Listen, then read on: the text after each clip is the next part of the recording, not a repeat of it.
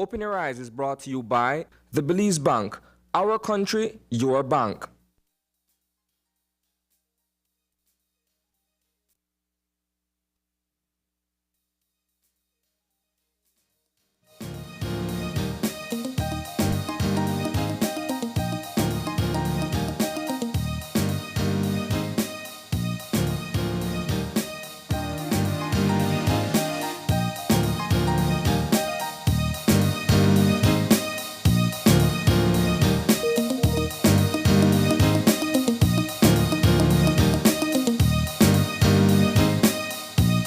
Good morning and welcome to Open Your Eyes. Start your morning right. I'm Marlene Cuellar. And I'm Gavin Courtney. And thank you for joining us this morning. It's a bit of a wet Tuesday morning up here. Yeah, That shower was a bit unexpected, I noticed. Well, I pretty much feel like, I have the privilege of hearing from the forecaster yesterday, and I was Sure. expecting rain today and tomorrow. So it's not as much as I thought I would be waking up to. That's what I was thinking, because I saw it and it was kind of sunny, and then like just of course as I'm finished getting ready to come here, as I open my door, rain comes down. So I wasn't expecting that part, but you know, it's still a pretty morning. The sun was shining, and you know, it's Tuesday. Yeah, and we're heading to that mid-month mark and inching closer to Christmas. I know it feels like it's happening really fast. Ready? I know, like all of a sudden it's almost the 15th? Yes, So, yeah. tomorrow is the 15th. And that makes the 10-day countdown to Christmas. I know. Which falls on a Saturday this year. I know. Have you done your shopping yet? No. Because I know you always talk about your last minute shopping. I will always perhaps fall into this pattern where my Christmas duties fall so low on my list that they become the last thing that I do. Yeah. But yeah, I can definitely feel the spirit all around though. No, me too, for sure. And I think things are a little bit busier than last year. And I'm noticing a little bit more activity.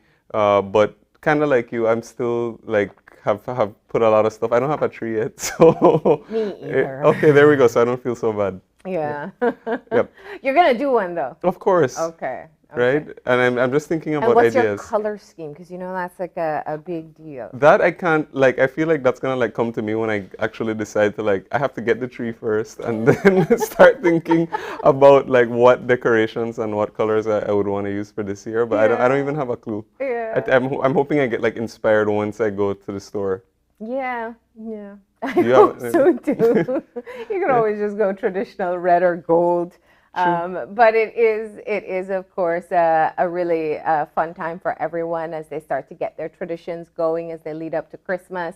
I'm looking forward to our Christmas programming as we get closer. We start doing all the traditional stuff. Are you going to be making black cake again this year?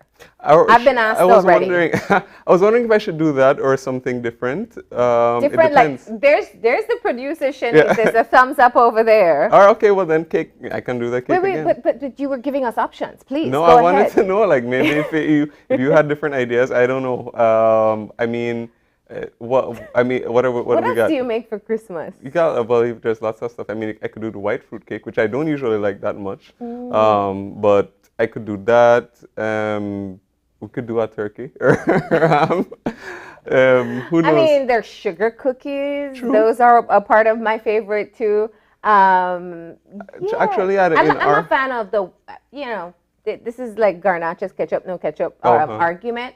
But I am definitely a plain white cake girl, not really? a white fruit cake girl. Okay, yeah, I can agree with that for Yeah. sure. But I love my black cake though. I will over any of those two. Yeah. Actually, in my house also we make cinnamon rolls for Christmas all the time. So maybe that could be something too. But I think our producer is trying to throw down a challenge. Who can make the best pecan pie? oh well, I've been hearing about your one for so long and I've never tried it. So Yeah, I've not been much in a baking mood these days. But the time is coming around where I'll have to provide it. So we'll see. You can't really do that on TV though, Yeah, I because it's know. mostly just baking time. yeah, I know, but you can find a way. I Oh, we think. do the TV version, like we Yeah. ask everybody else to do. But Right. what is your signature dish that people always ask you for? Like, I want Gavin to make this. I don't know if there's a Christmas one, but I mean, otherwise, I'm pretty good at carrot cake. So that's that. I'm a fan of carrot cake.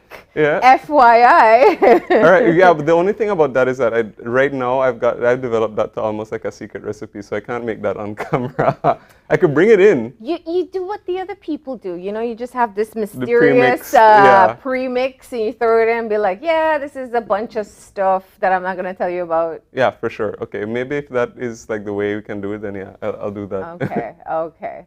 Yeah, I don't know. We'll consider if I do my pie this year, but that would be fun to test out each other's. I mean, the only challenge is that the viewers can't really weigh in on who does the better item. I know, that's true. Well, we have to take a poll somehow. I don't know, maybe I think we should just designate it a tie before we even start. That takes the pressure off. True, some pressure. No, but you know, and that's the time. This is the time of year I know that people are making all kinds of stuff. I see all versions of rompopo now. Oh, yeah. Of course, we're going to be having our rompopo feature coming up this week as well. From vegan rompopo, who would have thought, to there was some sorrel one that we gave away for Gimme 5. Which other ones did I miss? I know, and I've been thinking like over the past few years, you know, people have been getting really creative, and you know, we have people like Kojak and stuff who come all the year, and I remember, you know, we've had white chocolate, we've had pumpkin spice, all the different like Christmas flavors. So I'm curious to see each year. I think even red velvet was one year or something like that, and I may have missed that one. yeah.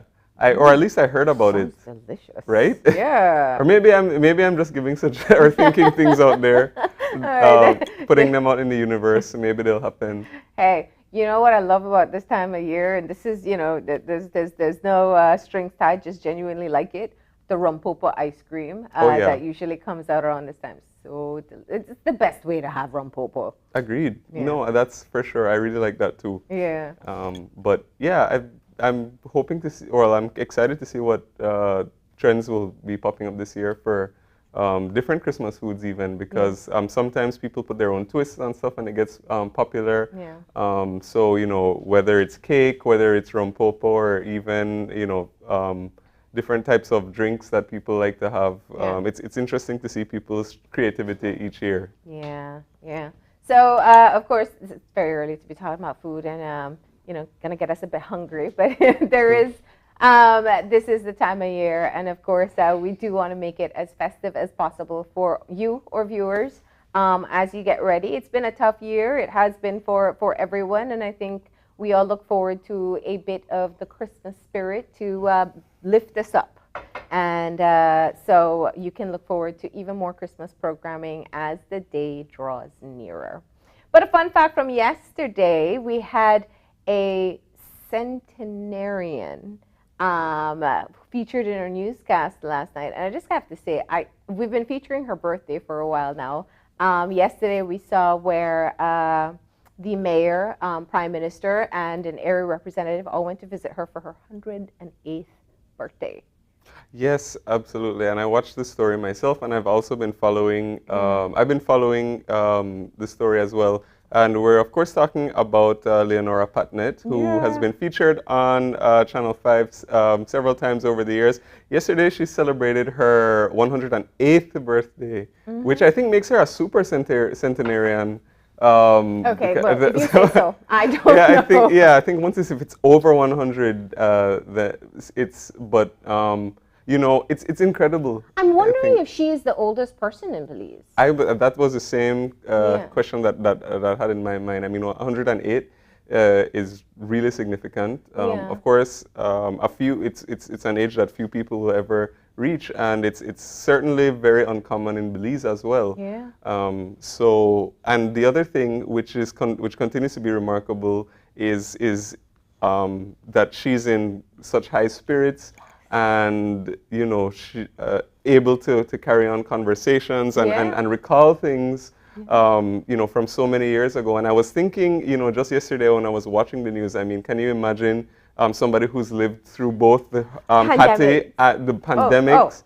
Yeah, exactly. I wasn't even thinking about two pandemics. You know, the Spanish flu, 1919, the 1931 hurricane, Hurricane Hattie. This, I mean, independence, You know, even from the naming of the country from as Belize, from British Honduras. I mean, can you imagine all the things that she's just seen?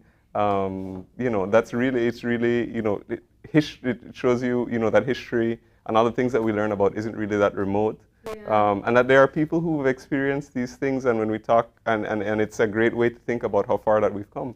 Well, I think everybody's going to be reaching out to Miss Patnett to find out what secret elixir she's having, because it's not just turning 108, it's being able to do so with health, Yep. With the capacity to be able to carry on a conversation, you know, with health declines that happen as people age. That's always the fear that they have. Some people say, I don't want to live till 100. I don't want to become dependent. Yeah. But look at her being able to interact with everyone and thoroughly enjoy the day. So we want to say a huge happy birthday Yes.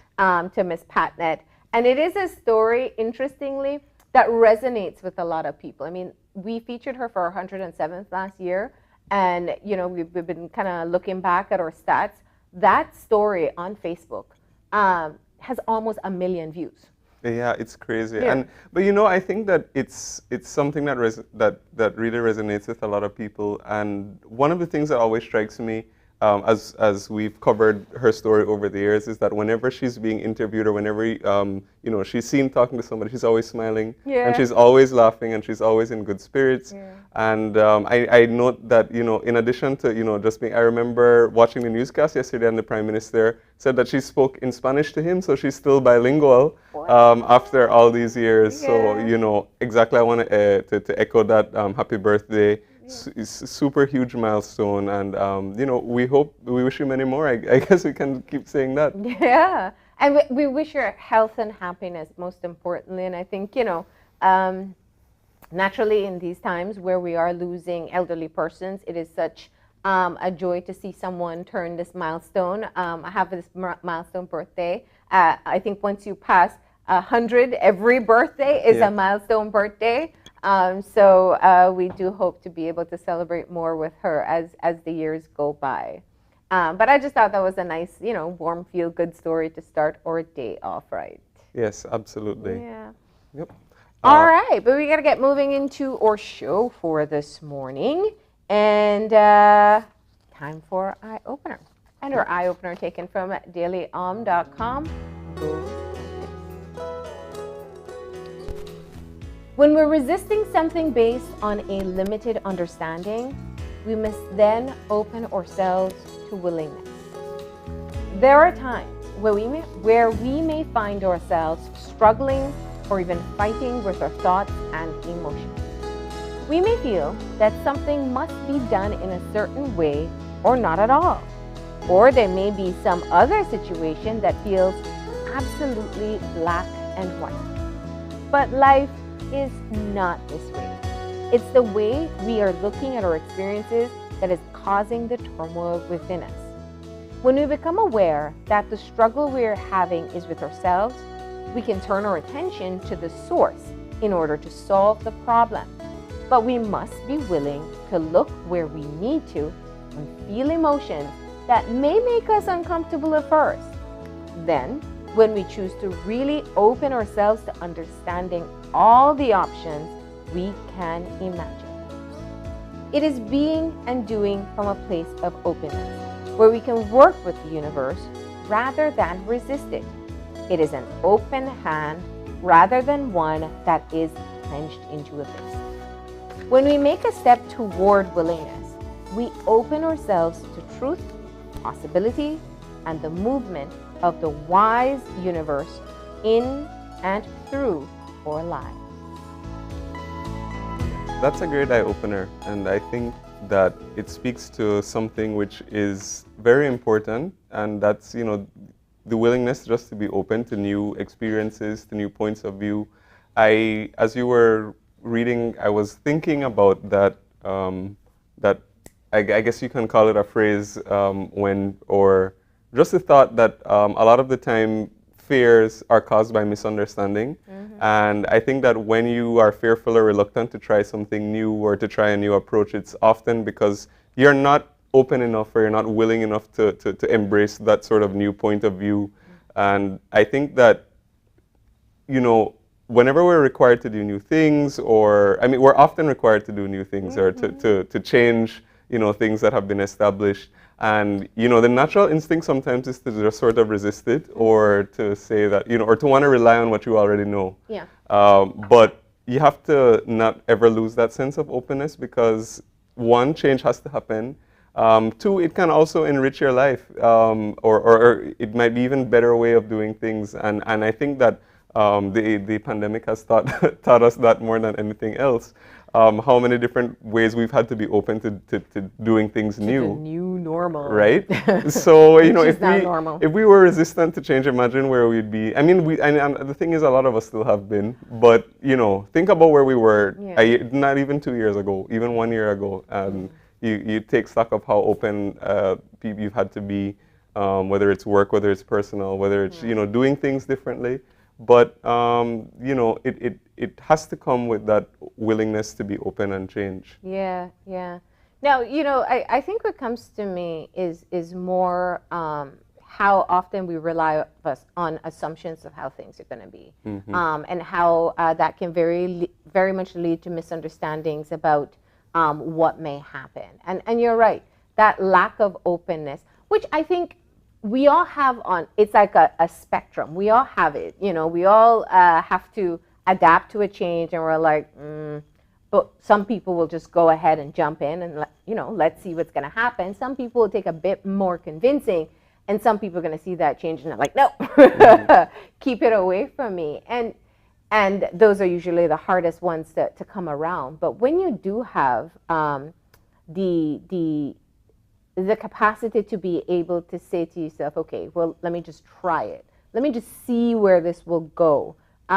You don't realize how much more you allow yourself to open up to different possibilities. You may try something and you may hate it. You may try something and you may fail. But you don't know what else you'll be exposed to in that time itself. And so I think that's a lesson that if you look back when you tried things that you were really resistant about, and it could be anything from food to experiences, you find you discovered something new about yourself. Absolutely. Yeah. Yeah, so it's either you discovered something that you like or you don't like. Yeah. And then you move on from there, from a more informed perspective, let's call it. Yeah. All right, but we got to get moving into our weather update for today, and we have Francisca Wellington on the line. Good morning. Good morning, you lovely people. I'm right here looking at you. All right. How are you today? I'm doing well. Are you ready for the Christmas season?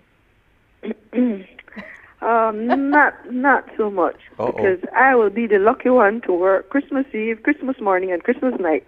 Oh. Well, Francisca, we're putting out that call from now for people to deliver the turkey dinner, the black cake, the rum popo, the sorrel wine. Yeah. What else you need? Let's tell them now. Especially the rum popo. As I was about to say, then you can still have a Merry Christmas. Yep. But let's talk about our weather for today. What can we expect for our general situation? Okay, so the atmosphere is relatively moist and unstable. I know some people won't believe me because they're waking up to sunshine and no rain since last night. But if you take a look at the radar, it's raining everywhere else except over us. Right? Yep. And that's the funny thing about forecasting, because people will say, you said it's going to rain and it's not raining, but it's not raining over you. Yep. It's raining everywhere else. Yep. And okay, so during the course of the day, we will see cloudy spells, and we're going for some showers and even isolated thunderstorms. That's for most areas, but I'm seeing especially along the coast. And that will be for the next 24 to 48 hours. All right, and our winds? Winds will be out of the east and northeast, 10 to 20 knots, and producing moderate seas. So we are seeing wave heights of 4 to 6 feet beyond the reef. Okay, and temperatures for today, what are we expecting? Okay, we are going for highs of 83 Fahrenheit along the coast, 86 inland, 74 up in the Maya Mountains, and then overnight temperatures, 75 along the coast, 69 inland, and 63 up in the Maya Mountains.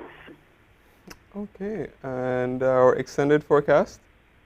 Okay, so we will continue to see these showers for the next, after today, we'll continue to see Wednesday, decreasing Wednesday night into Thursday, we'll see less. And by Friday, we'll be back to isolated showers. Okay. All right, we'll take that then. I thought it was going to rain all week, so I'll take just Wednesday. All right, thank you so much for that update. You're welcome. All right, let us know if you want to add anything else to that list. Okay, some grapes. So she does have one in mind, I know, Gavin. right? There you So- go. All right, you have a great Okay. day. Thanks, same to you. All right, bye. And so that was once again Francisca Wellington giving us our weather update for today. Yeah. And so might have to keep your umbrella handy. You never know. Don't get caught by surprise like me. But of course, we do have to keep things moving and get into our show. We've got a lot of interesting conversations lined up for this morning. Our first conversation is going to be with UNICEF, and we're going to be talking all about them marking their 75th anniversary in Belize. And they're going to be talking about all of the ways how they've been celebrating, and that's going to be our first discussion this morning. That's right. And the second part of the show, we'll have our friends from Madisco with us, and they are going to be sharing some gift ideas for the holiday season and some great promotions that you can take advantage of. So you can get that wine, you can get some gifts for your favorite wine lovers, and you're going to see them right here in the second part of the show. And our third conversation is going to be continuing on along a similar theme. We are going to be getting a food update. We're going to be learning all about some healthy Christmas options. So Healthy Bits and Bites is going to be coming in and showing us how to prepare some healthy alternatives to some traditional Christmas favorites. So that's going to be our third conversation for this morning. And then it is Tuesday, and I'm going to be closing things off by talking about some trending topics. And that's going to be our show for this morning. All right, so we're going to go ahead and take that first break. When we come back, we'll be joined by the UNICEF representative in Belize to talk about UNICEF's 75th anniversary. So please stay tuned.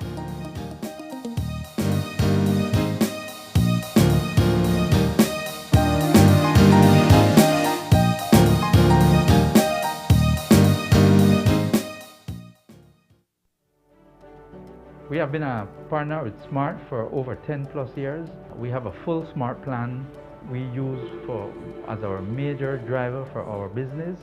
We have a service that rolls over in that if you call one and it is busy, it rolls over to the next line. So once you call us, you can get us at any time. Before we got this Smart service, we were paying upwards of nearly $2,000 in phone bills.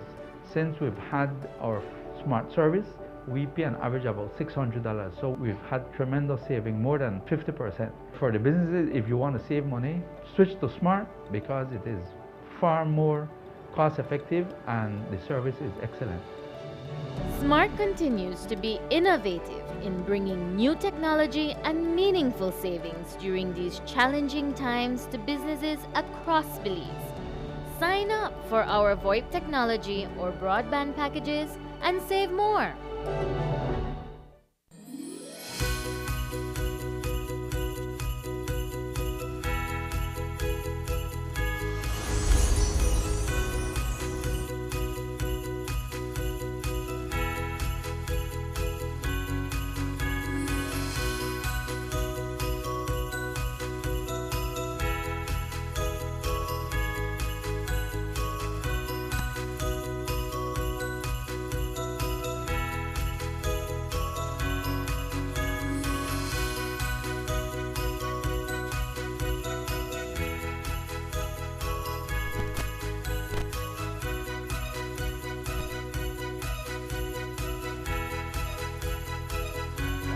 The Belize Bank, our country, your bank.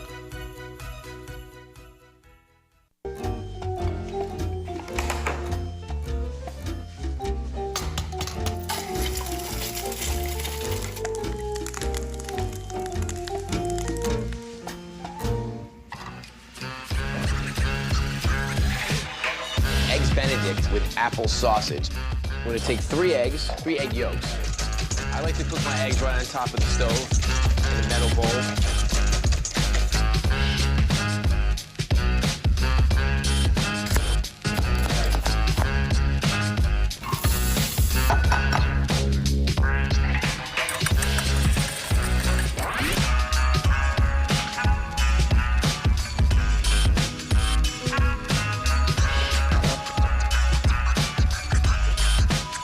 NextGen, the preferred service provider for the ultimate digital experience. Easier ways to connect, create, and share.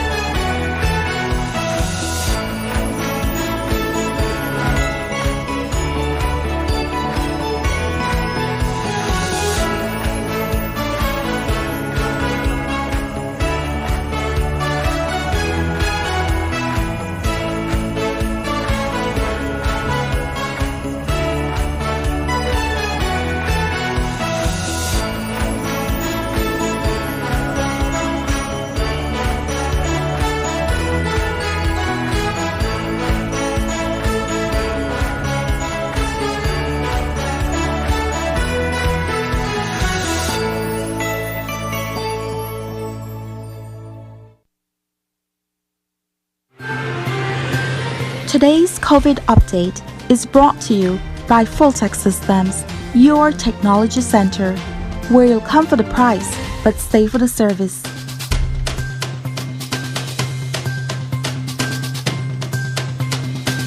And we're back, and we're moving into our first conversation for this morning. Yes, and as we said before the break, we are going to be joined by representatives of UNICEF, and we're going to be talking all about how they've celebrated their 75th anniversary. And joining us via Zoom for this discussion this morning is Alison Parker, who is a UNICEF representative in Belize. Good morning. Good morning, Gavin. Good morning, Melanie. A pleasure to be here this morning. And it's a pleasure to have you. And I should start by saying congratulations on 75 years. Thank you very much. Thank you. This has been a really momentous occasion for all of us, UNICEF globally, in all of our 192 countries, and especially for us also here in Belize. So yes, it's been a really important moment of reflection, a moment of commemoration, and of course, a moment of celebration of the rights of children. Yes, absolutely. And, you know, speaking of reflections, why don't we start just by talking a little bit about the beginning of UNICEF and the objectives and what UNICEF is all about. And so why don't we start by turning back the clock 75 years and talk a little bit just about the establishment of UNICEF. Well, interesting. Thank you so much. Well, UNICEF was established in 1946, 75 years ago, in December. And this had just followed the First and Second World War. And unfortunately, at that time, there was a realization that in the midst of conflict, children are the most affected.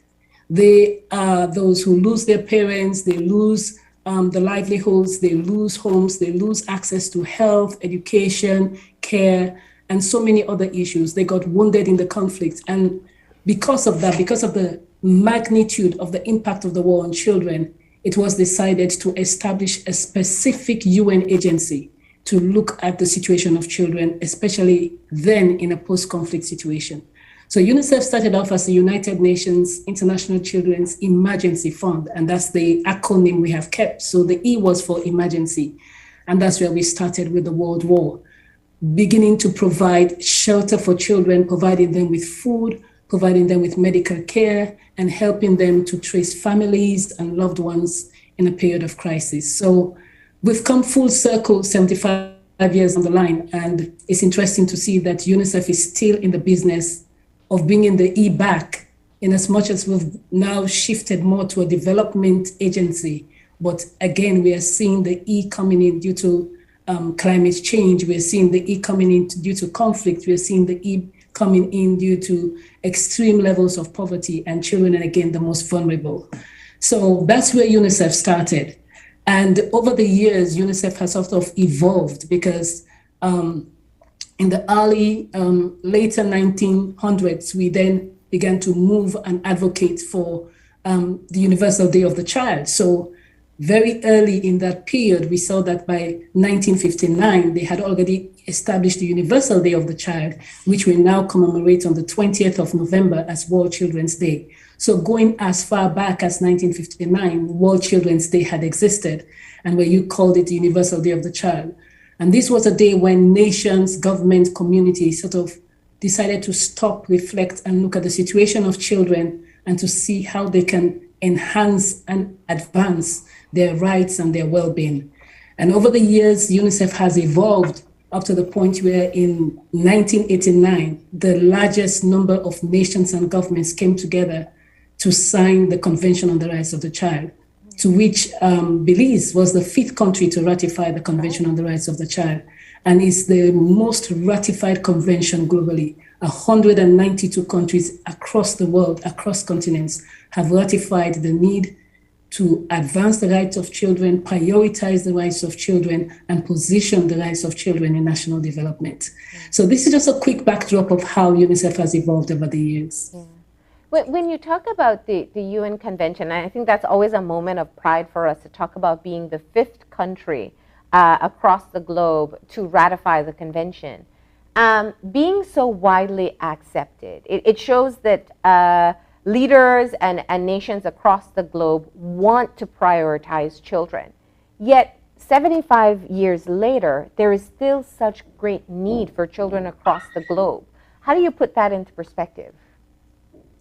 Yeah, and that's a very important point. I would have to look at it from two perspectives. Firstly, where we were 75 years ago and the gains that have been made. I believe that over the last 75 years, there has been tremendous investment made by nations, by governments, by communities in advancing the rights of children. Where we were in 1946 is not where we are today. There has been important advancement in terms of policies, looking at issues of positioning the issues of education as a right, making sure that children have free access to education. So a lot of countries have passed on bills and policies to ensure that children have access to free education, especially from early kindergarten, what we call early childhood development, right onto secondary school. In some countries, it's up to middle school. In some countries, it's up to primary. So there are variations of it, but there has been progress in that scale. One of the huge investments that UNICEF made in the 1990s was a scale up of the mass vaccination process. Yeah. And this was to ensure that every child under the age of 5 was vaccinated from preventable diseases. Things like yellow fever, this was rampant across the world. This was one of the reasons why even PAHO was established so many years ago, because of those disease outbreaks. Things like measles, things like diphtheria. And we have seen significant advancement in those areas. For Belize, for instance, prior to COVID, we already had 96% coverage in terms of vaccination for all children under 5. So for issues of preventable diseases for under 5 children, that's not something we worry about today, because we have covered that as well. Some of the areas where we see there is still room for improvement, unfortunately with COVID-19, we've realized that a number of the gains that have been made over the years by governments and nations, especially moving from the Millennium Development Goals to the Sustainable Development Goals, these have been significantly challenged due to COVID-19. So over the last 2 years, we have evidence to show that work that has been accomplished for the last 20 years, 30 years, have just been eroded over the last 19, 20 months, which is rather unfortunate. Yeah. However, looking at where we are today, we are still very good in terms of access to education for both boys and girls. We have gender parity in terms of access to education. We also have done significantly well, as I mentioned earlier, in terms of health. The areas where I think we also need to continue to improve is on the safety and protection of children. We have come a long way to pass policies, rules, and guidelines in ensuring their protection from trafficking, their protection from smuggling, their protection from abuse, exploitation. But again, as vulnerabilities increase, as poverties are heightened, the risk is out there and children continue to remain to be vulnerable. And so this is sort of the in perspective that I would look at it. One, recognizing the gains have been made, and definitely important gains have been made. And the challenge for us today is how do we consolidate the gains made? How do we bring ourselves back to that space that we were in? And how do we take it forward? Now, when you talk about the Convention on the Rights of the Child, it's often categorized into how it meets different needs for children. And some of it goes back to the fundamentals, the protection and providing for children across the globe. And then there's also working on the psychological and social development of children as well, giving them a voice. When I was growing up, the mantra was children must be seen and not heard. And I was a part of the era where that mindset started to shift when we talked about children having a right to participation. When you look at where we are today, how do you balance when there are basic needs and protections necessary, but still the opportunity for children to have a voice? I think we can say that we have made progress. Like you mentioned, for us here in Belize specifically, we have the National Committee for Families and Children, and they have been significantly instrumental in advancing that agenda for children. I have spoken to so many people here in Belize who have told me, they went through NCFC. They started as a member of the CAB. They were part of Kidorama. And that those were spaces that within Belize we had created for children to have a voice, to have a space to begin to express themselves. And quite recently, as you know, on November 20, we had the Children's Parliament where we brought young people together, and they sat together for over a period of 5, 6, 7 weeks. And they had to sit and think through what is the most important thing for us in Belize today as children. And they drummed out so many input. They came from education to health to care to gender-based violence to all of these areas, but they decided to zero in down on looking at the area of crime. And they went to Parliament and they positioned that bill in Parliament, going through the whole gamut of the legislation from the House to the Senate to the GG, just to walk through to see what does it take to shift policies for children in a country like Belize. So from that perspective, there is a space created for the voices of children to be heard. Is there more to be done? Absolutely. There is a lot more that we have to do. These are, I think, important building blocks.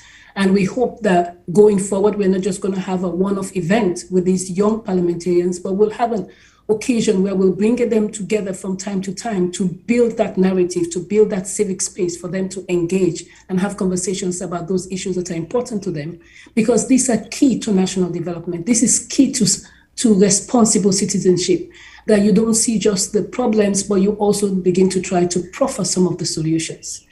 When you look at it from the other rights that you have mentioned, there are so many important components of the rights.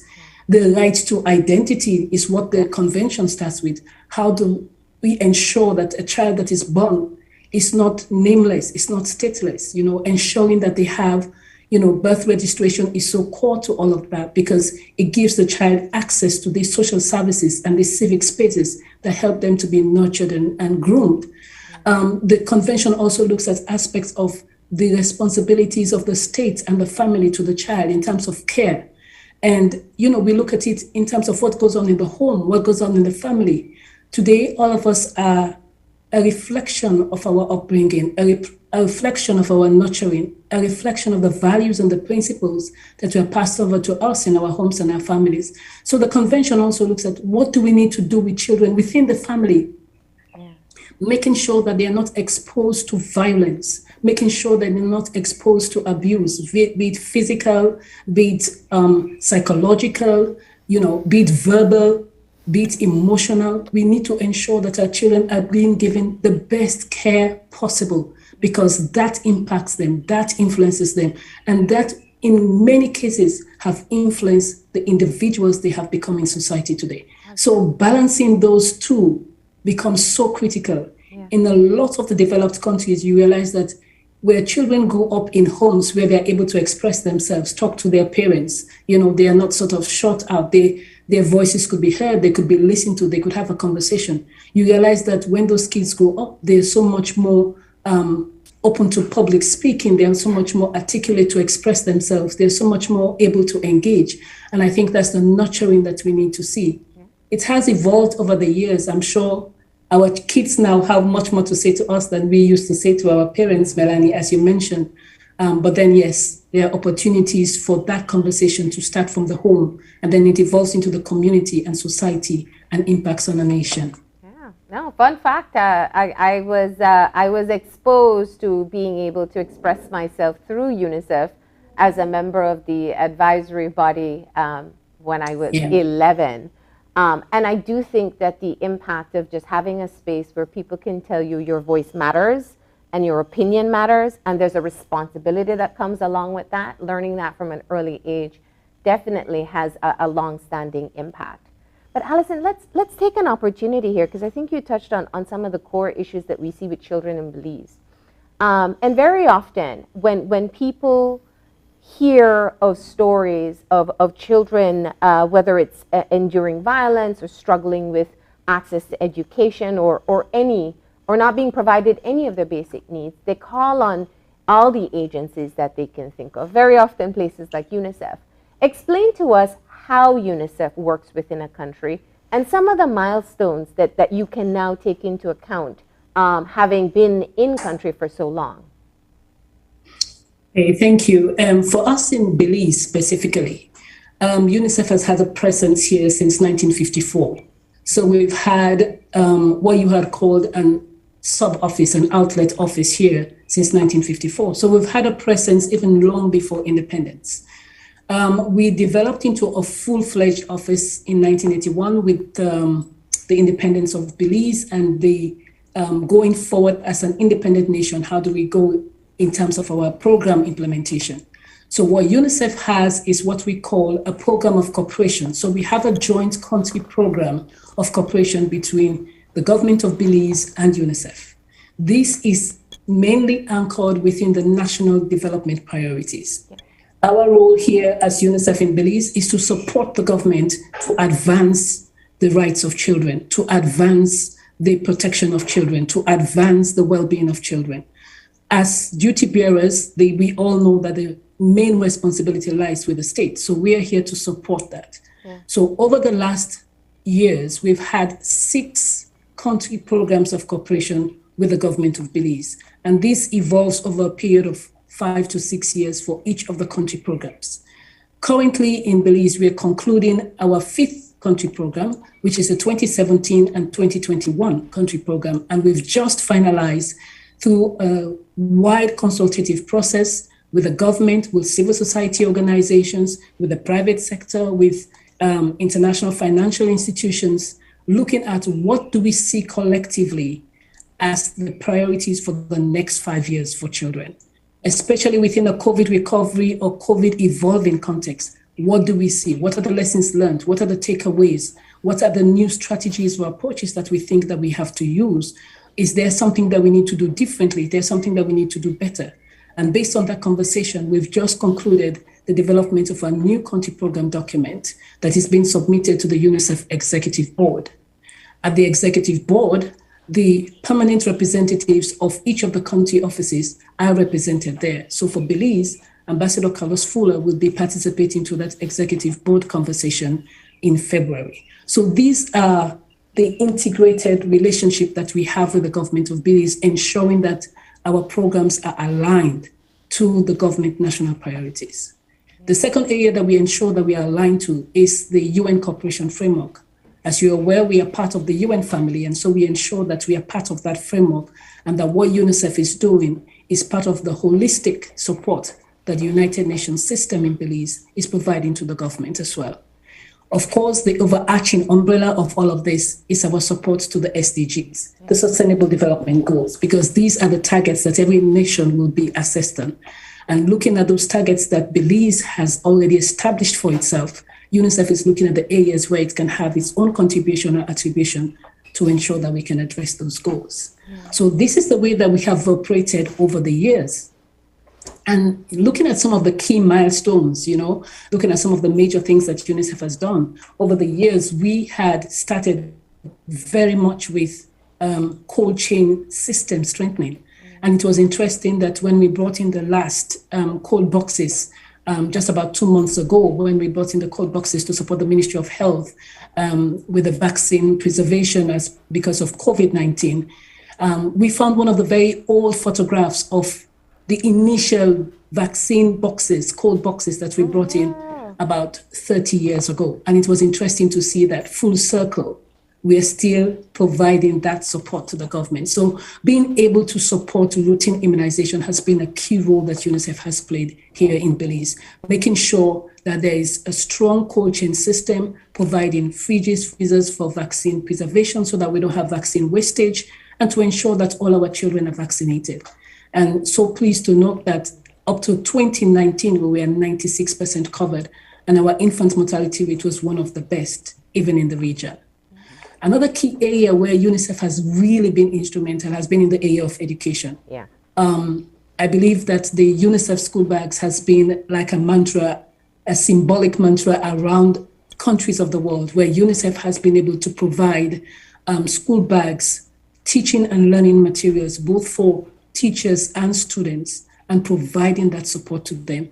And I'm pleased to say here that even in the midst of COVID, even in the closure of the schools, UNICEF was able to work with the Ministry of Education to ensure very quickly, in a very agile manner, to ensure that distance learning materials were shared with children, that we were able to shift to an online approach. We were able to have important conversations to see what are some of the best practices from countries in our region, from countries with similar sizes, similar typologies, and to see what are the best practices and how we can adapt them within a country like Belize. And so these have been important gains that we have made, ensuring that we can consolidate those efforts. Another key area that we have invested in is within the area of juvenile justice and the family courts that UNICEF was able to establish, the very first family court here in Belize. Yeah. That is so important, because then we recognize that when young people come in conflict with the law, they were being put in the same space as adults. And for us as UNICEF, we definitely believe in giving every child a second chance.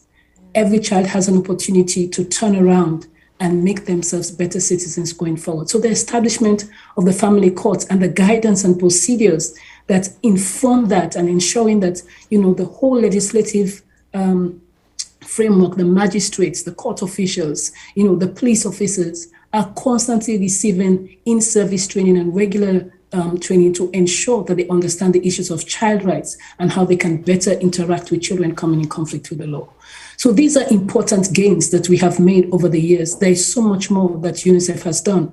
In terms of data, UNICEF has been the flag bearer for the multiple indicator cluster survey, over the years. And this has been the core information, the core data resource that we have been using to look at where are we in terms of the situation of children? Yeah.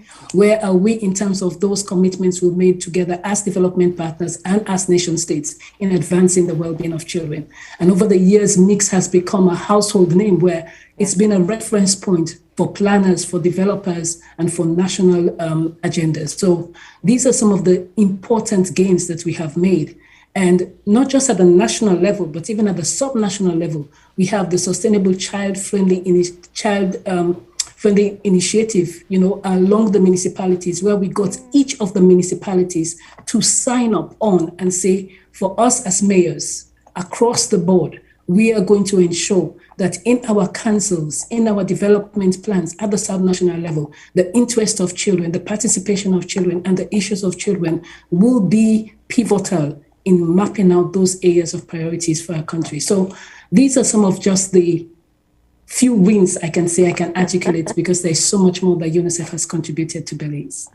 And while we reflect on all of those achievements, I suppose it's also a good opportunity to ask how it is that UNICEF will be marking its 75th anniversary and how it's commemorating all that it's done both in Belize and internationally. Well, globally, there's been a lot of momentum around this day because there's been a lot of, as I mentioned earlier, there has been a time of reflection to see how far we have come, what has been the important gains made. And there were a lot of important events that were held. For instance, in New York, there was a meeting with the Secretary General, and we had important conversations with the long lines of Secretary Generals that we've had within the United Nations, and they were able to bring up their messages on the role that UNICEF has played during their various tenures and how well they have been positioned in terms of advancing the rights of children. So that has been an important moment that UNICEF has celebrated. Across the world, all the 192 countries have had interesting and amazing experiences with policymakers. Some children have taken over the day as heads of state. Some children have taken over the day as ministers of key line ministries. And they have used that moment to shadow the substantive incumbents and to articulate in high-level meetings what they believe should be an important agenda for children going forward. As we approach the last run of the SDGs, we're in the decade of action and acceleration. What is it that the children are looking at for us as adults, as duty bearers, to bring to the table? So these have been a number of the high-level conversations that have been happening around the world. Additionally, children themselves have been mobilizing themselves and galvanizing around important agendas like climate change. We saw the COP26, and there was a special one for young people. And this was also part of UNICEF at 75, where we had special sessions with young people and leading government officials sitting together and looking at the environment and what is important, because they are holding us accountable. They are telling us that you had a good environment. Please make it good for us. Please make it better for us for the next generation. And that conversation also happened at the COI 26 this year. This was the first time that we had such a large gamut of young people coming together and interacting with the government that attended that meeting. A key one that actually happened just a couple of days ago was the first global children's conference. And this was hosted by UNICEF. It was virtual, but it's really brought together the EU. It brought together the member states of the EU. It brought together leading development partners like the World Bank. They all came together and had a conversation with children across various continents on various issues such as child poverty, the return to learning based on COVID-19 and the loss of face-to-face instruction. They spoke about mental health and the psychological impact of COVID-19 on children and what governments could prioritize going forward in terms of overseas development assistance. So these have been important discussions that have taken place, and they're all available online and they can be listened to and shared. And I encourage people to listen to and look at it. They've looked at climate change. They've looked at health and well-being, because similar to what we're experiencing here in Belize, we've seen a number of non-communicable diseases becoming an important consideration for young people. One of the things that struck me when I was listening was that they found that something like hypertension was now very much prevalent among adolescents and young people. And part of the discussion they had was that, due to the school lockdown and not being able to socialize as they should be, there's a high level of anxiety and, and depression and all sorts of thoughts going around the children. And now it's not just the mental health is affecting their whole well-being. And this was put on the table. And governments were making a commitment on areas of prioritization going forward. So there has been, it's not just been a moment of celebration. We have celebrated, what we have done, and we do recognize the gains that have been made, but we do believe that there is so much more ahead of us. And there are so many areas that we still need to cover for children. But the most important thing is the issue of partnerships. UNICEF, of course, has not been able to do all of this alone. This has been possible because we had amazing partnership with governments, with civil society organizations, with communities, with families, with children themselves, with faith-based organizations. We have been able to pull that network because it is everyone, I think there's a saying in Belize that it takes a village to care for a child. And that village has really been pulled together. And that's why we have, as part of our tagline, the "For Every Child" mantra that ensure that we leave no one behind. Yeah. Now, it's interesting when you reflect on the work that has been done and commemorating your 75th anniversary while planning for the future. Clearly the work that an agency like UNICEF will do in partnership with stakeholders in the post-pandemic era, the partnership is going to be so necessary. I want to ask from your perspective, when we look at the full gamut of the impact on children that one can anticipate, educational gaps that will need to be filled, mental health support, as you clearly pointed out with the anxiety levels that are being reported, childhood obesity and other NCDs that children may be facing, and even helping with being able to evolve into what will probably be a new way of learning moving forward. Talk to us about the preparation of the recent cooperation agreement and how much we are already looking at addressing those needs that one would expect are coming. Thank you, Melanie. And I think I want to speak to our new country program. Yeah. And I think that's where we've had a lot of reflection. In preparation of that country program, we had a really deep dive review on what we call the theory of change. What needs to shift? What needs to change? And though some of the context may appear to be the same in terms of health, education, and protection, but one of the important questions that we've asked ourselves is, what do we need to do differently? Some of the strategies that we have used before may not be as effective as we would like them to be in a post-COVID or COVID recovery context. So what do we need to shift and what do we need to change? Education be an important part of that. So in terms of our new country program, we have 3 new key areas of interventions, development interventions. The first one is to look at the ensuring that every child is protected and is safe from all forms of abuse, violence, and exploitation. This appears to be an ambitious statement, but this is basically what is anchored in the Convention on the Rights of the Child. This is what is anchored in the National Agenda for Children 2017-2030 for Belize. We need to ensure that every child is safe, every child is protected, and every child is free from all forms of abuse, exploitation, and violence. Then the question beholds itself, then how are we going to do that? What are we going to do differently? There's been a lot of effort in terms of capacity building. There's been a lot of effort in terms of policies. There's been a lot of effort in terms of system strengthening. But what are we going to do? And I think that's where the important conversation of the digital transformation comes in, because we have realized that whilst we were in lockdown, we were able to reach children and sometimes so much more than we had reached before.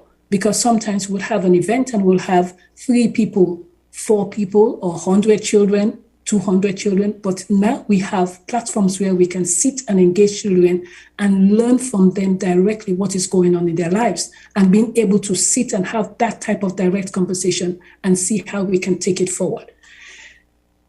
Digital space also provides us to do more efficient data collection.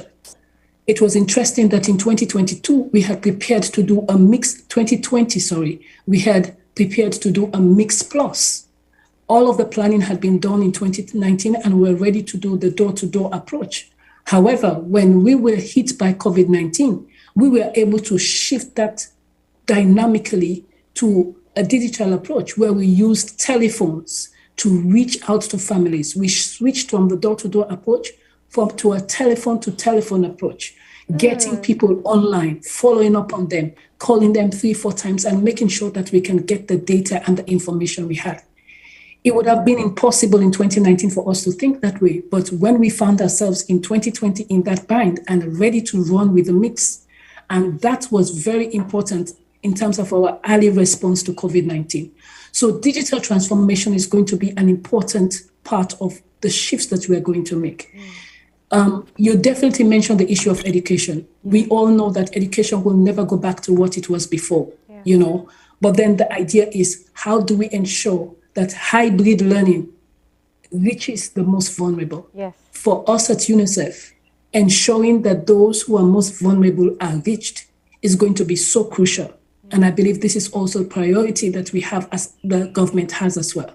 So looking at those kids who have been left behind, because we do recognize that though we have done a lot of digital and online learning, even though we've done a lot of distance learning packages, there are some kids who have been left out. I went down to Stan Creek and I went down to Gales Point, a couple of months back, and I met young people and I sat down and I spoke to them. And these were young boys between the ages of 12 to about 16. And they had told me that, they didn't even have access to some of these materials. And for some of those who had it, they said, I'd have somebody to help me to walk through it because I come from a single parent home and my mother is in no position to help me to walk through this assignment. So he said, I have struggled over the last year. So the question again is, how do we reach them? The conversations that we are looking at as part of our New Country program is, how do we make education a wraparound service? It's not just about the learning, the pedagogical part of it. It's also about the other services that speak to education, the socialization, the life skills, the nutritional practices, the health and well-being, recognizing when a child, has either a psychological issue or whether the child is behaving in a way where that something may be going wrong in the home. The school has provided that hub, that safety. And now the question is, how do we still reach children who may not be in school with the same approach? So what we are looking at is, how do we ensure that the digital transformation impacts every child? How do we ensure that they're not only reached with the devices, because efforts have already been made by the Ministry of Education to distribute these devices to children in schools, but how do we ensure that it is reaching every child? How do we ensure that the children know how to use it? How do we ensure that the services to ensure that when you use these appliances, they would have to be repaired at some point? How do we build that job creation, that skills development among young people, even adolescents themselves? How do we build that skill set to ensure that they are able to learn how to repair these, minor problems that they may have? And that provides some level of skills development and employability. How do we ensure that the infrastructure is out there so that people do have access to Wi-Fi, they have access to some of the digital structures that they need in order to be able to utilize the devices? So going forward, we're looking at education from a more holistic perspective, where we are not just giving the materials out, but we are ensuring that it is reaching the children, it is being utilized by the children, and the infrastructure is there. I'm pleased to say that in my conversation with the Ministry of Education, they've already approached some of the telecommunication entities to help them in ensuring that antennas are raised in some of the most deprived communities, so that those communities can begin to have access to the digital space and to have access to data, so that the children can have access to that for learning. So that's going to be the part of the shift that we are going to see in terms of learning. In terms of health, we do recognize that as we worked with COVID-19, a lot of the documentation was paper-based. And we were approached by the Ministry of Health to help them in pulling together a very strong digital platform in order to be able to have all of their information online, because it was very heavy on the staff. How do we have all of this information online and it can be easily accessible and the reports can be easily generated? And we are pleased to say that UNICEF, together with our support from headquarters, has been able to support the Ministry of Education in pulling together that app and that device. So we are at an embryo stage of rolling it out, but then it is work in progress. So these are important shifts that are going to have to take place. And digital transformation is rolling. It's not going to go back anymore. And that's the space that we have to go.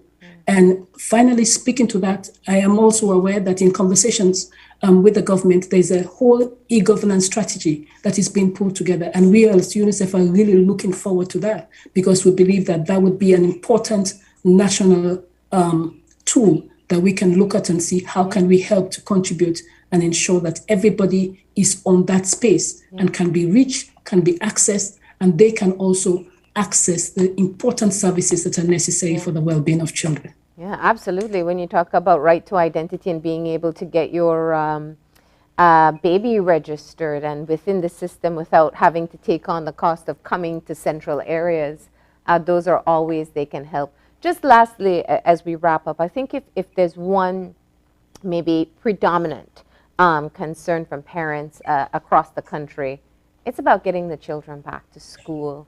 We heard the Minister of Education at your 75th anniversary gala speak about it being a priority, as he had before, but especially as we move into the new year. Let's talk about it from your perspective about how UNICEF feels about children being out of school for so long and the concern about children not coming back. Sorry, Melanie, if you can come in again. I don't seem to hear you clearly. You could see I'm trying to listen keenly to what you were saying. Yes. But I don't know whether it's the sound, but can you go over that question again, please? I was saying that the predominant concern for parents at this moment is about children getting back into the classroom. Minister Fonseca stated at your 75th anniversary gala how much of a priority it is as we move into the new year. Let's talk about some of the concerns and support that's being offered there as we start to wrap up the show. Definitely, that's an important part of the work that we are doing as UNICEF. Over the last 18 months, we have really had important conversations with the Ministry of Education in terms of ensuring a safe and phased return to school. And we have been able to roll that out with them. We've had conversations with them. And you would notice that in April this year, the schools were reopened. And about over 300 schools, about 50% of the existing schools in Belize opened in April, and the kids started going back to school. Unfortunately, some of the schools started having cases of COVID, and we had to have an early closure. However, with conversations now and his commitment as a minister, because he is so keen, he's so concerned about the kids who've been out of school for so long and the unfortunate implications of not being in school. Melanie, I believe that you know that with the schools being closed, there is so much going on with children. We've seen anecdotal evidence of spike in gender-based violence. And this is affecting even the younger children. We've seen a spike in mental health among children of all ages, from very young, even right up to teenagers. We've seen that happening. We've seen nutritional gains being eroded, and that increased number of children, young children, are having non-communicable diseases. They are now the child diabetes has gone significantly high. And so these are important considerations, the socialization, the interaction, the life skills of being able to interact with each other, being able to learn win and lose. How do you balance that? How do you work with people? All of that happens within the school environment. How do you do mediation, negotiation, persuasion, influencing? All of that happens within the school. And unfortunately, all of that has been lost. For some children, the school has been their safe zone. It was their escape route. They look forward to going to school. And when I did the mobile centers with the migration team, and I met some children in San Pedro, and I met this young boy of 8, and he says, I'm in standard 2. And I said, I may be meeting with your mayor today. What do you want do you want me to tell them? And he says, tell them, please, let them reopen the schools. So the kids want to come back to school. Yeah. And so this is so important. And I believe the government has already announced that they are looking at, the reopening in January based on the guidance from Ministry of Health.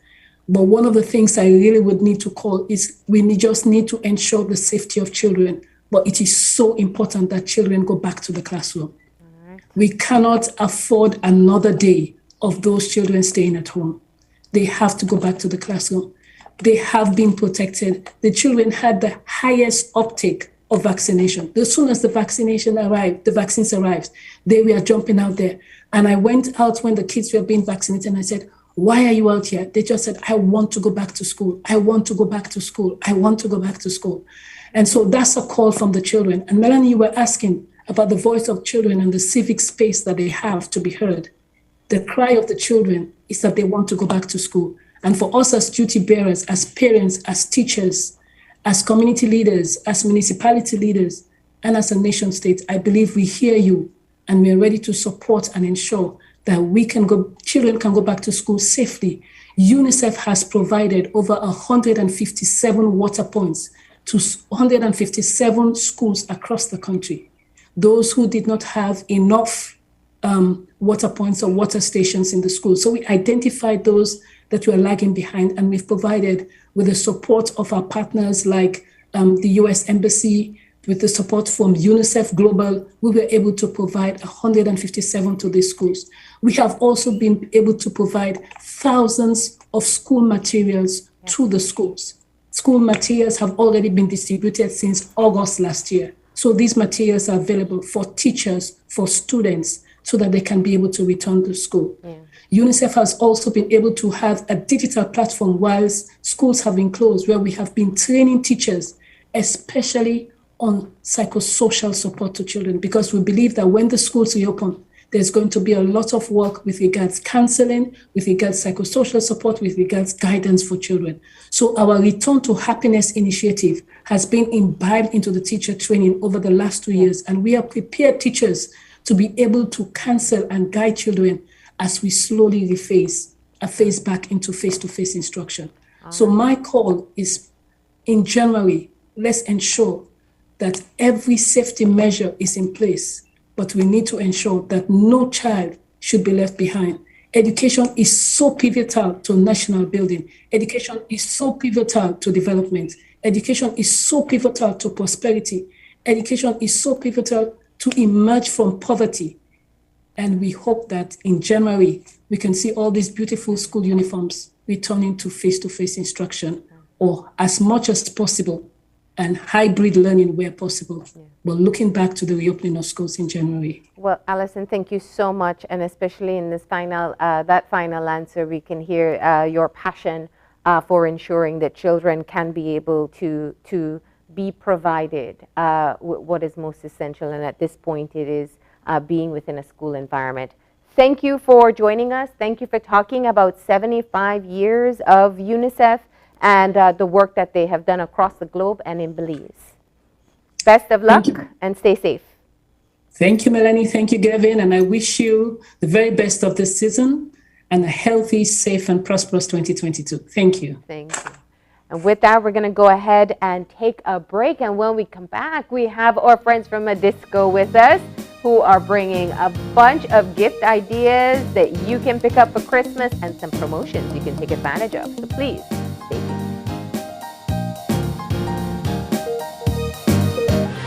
This COVID update was brought to you by Fulltech Systems, your technology center, where you'll come for the price, but stay for the service.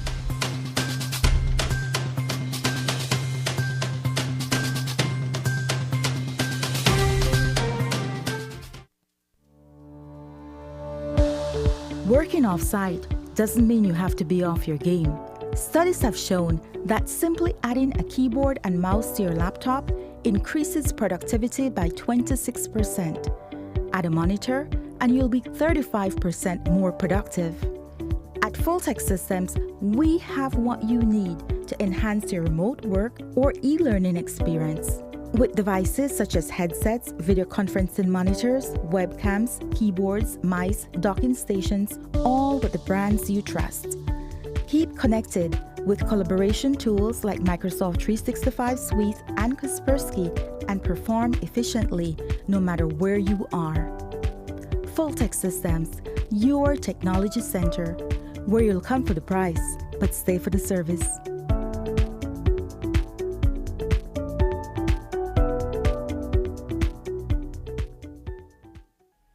The region of the Americas has a proud legacy of being a global leader when it comes to vaccination.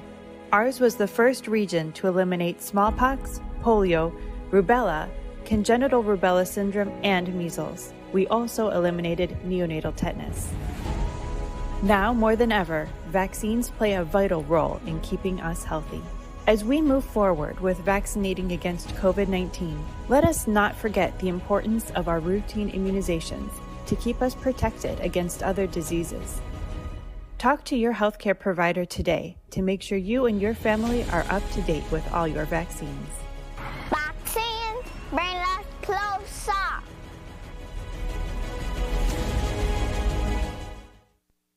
Bundle the fastest, most reliable, unlimited broadband in Belize with your prepaid or postpaid mobile plan or Netflix.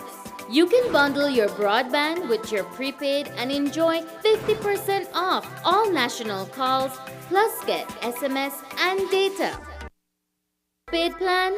Then bundle with any speed and pay only $25 extra monthly to enjoy unlimited smart-to-smart calls, plus 500 minutes, plus 6,300 megabytes of data. Stream unlimited HD movies and TV shows with our broadband, plus the Netflix add-on for only $30 monthly, and enjoy streaming on your laptop, TV, phone, or tablet. Visit a smart showroom near you to sign up or upgrade to the bundle that's right for you. Smart, bringing people together. From 1991 to 2021, Channel 5 has spent the last 3 decades bringing you the greatest in Belizean television. Join us on Tuesday, December 14th, as we take you on a journey from year 1 to present in our anniversary special. See your favorite television personalities from your favorite shows over the last 30 years and share their behind-the-scenes stories. Join us on December 14th at 8 p.m. right here on Channel 5 and on Facebook and YouTube as we celebrate 5 at 30.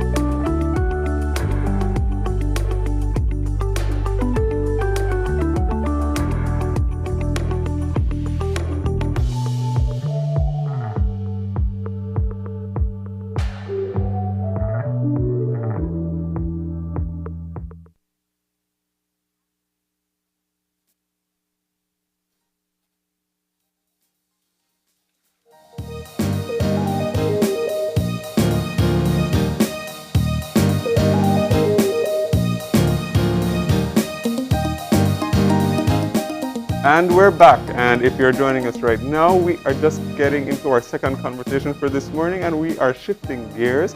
We're talking all about some great gift ideas, and joining us, we've got representatives from Madisco, and they're going to be telling us all about some of their specials coming up for the season. Joining us this morning, we have Jamala Vasquez, who is a beverage consultant from Madisco, as well as Tamika Cleland, who is a sales executive support from Madisco. Good morning. Good morning. We're always happy to be here. Well, it's always great to have you here. Exactly. Yeah, I know, right? You always bring some great stuff for us. Yes, of course. Just looking at it, I'm already getting kind of excited. What do you call it? We're the happy elves, right? Yes. Sure. And today I'm hiding under Santa hat. Right? So I think what we should do is start the show, Marlene, as we said, with a bang, with waffles, Christmas cheer. Start the morning with a pop. How about we do that instead? Let's do that. Let's pop it. Designated wine opener. And this has become a open your eyes favorite here. This is That's right. Emiliana. That's right. Absolutely. Yeah, we love.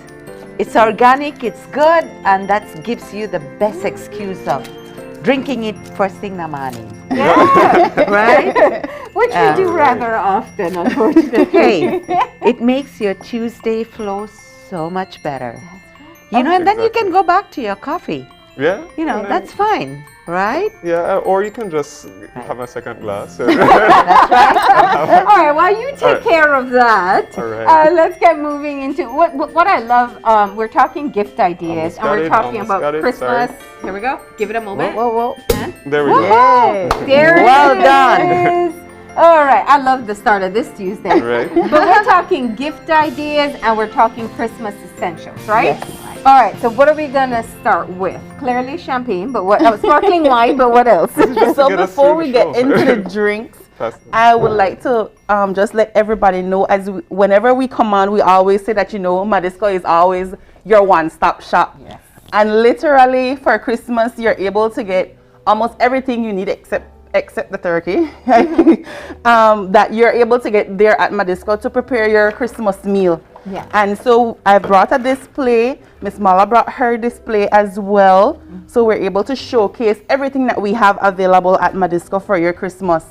So if you notice, we have at the front, we have a live that we do. Yes. Yes, we should. Cheers to mashed potatoes. Yes. To the stuffing. Yes. Oh yes, I am the stuffings girl.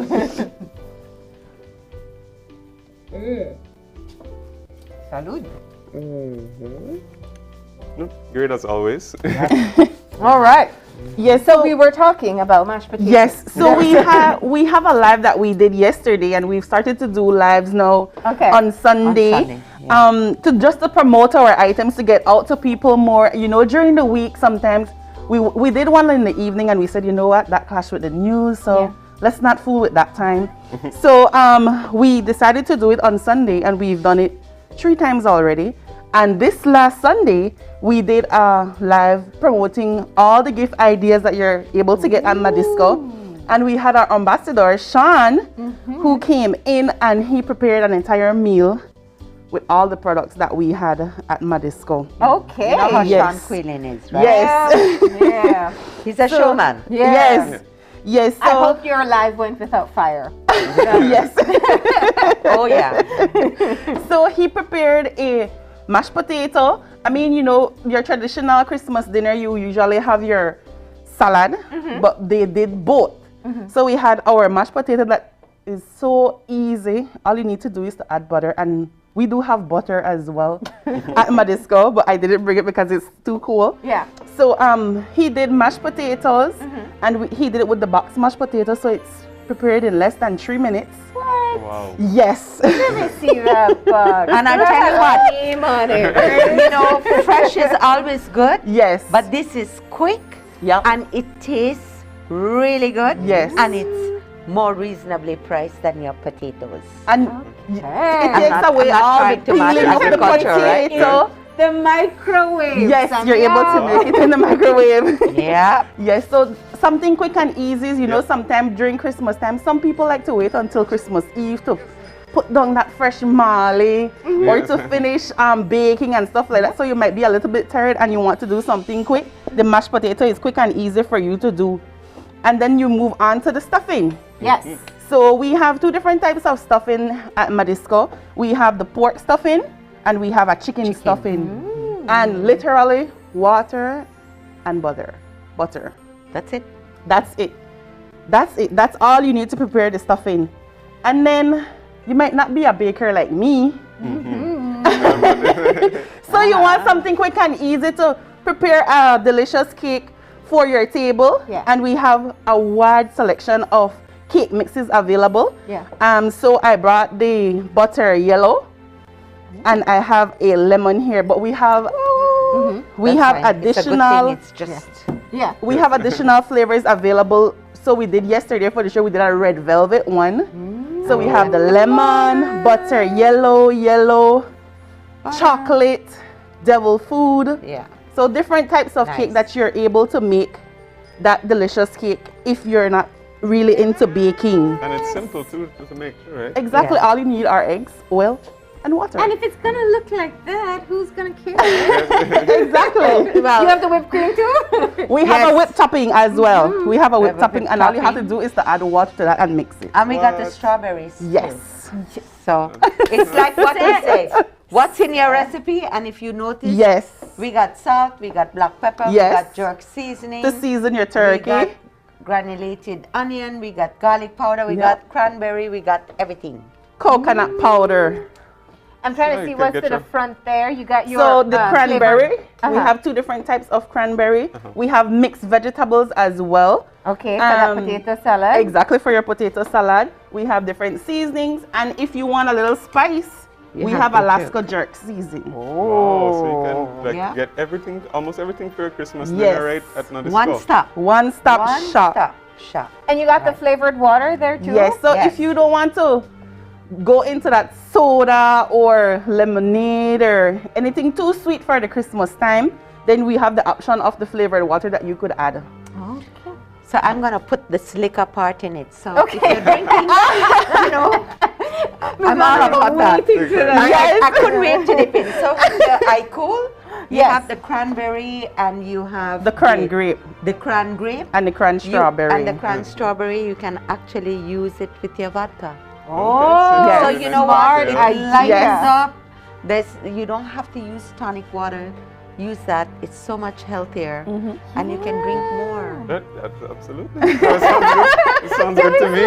You don't have to tell me that. So yeah. No, but that's nice because it gives a splash of flavor to the vodka. Yes, that's right. Relatively. So so that's the lightest of it all.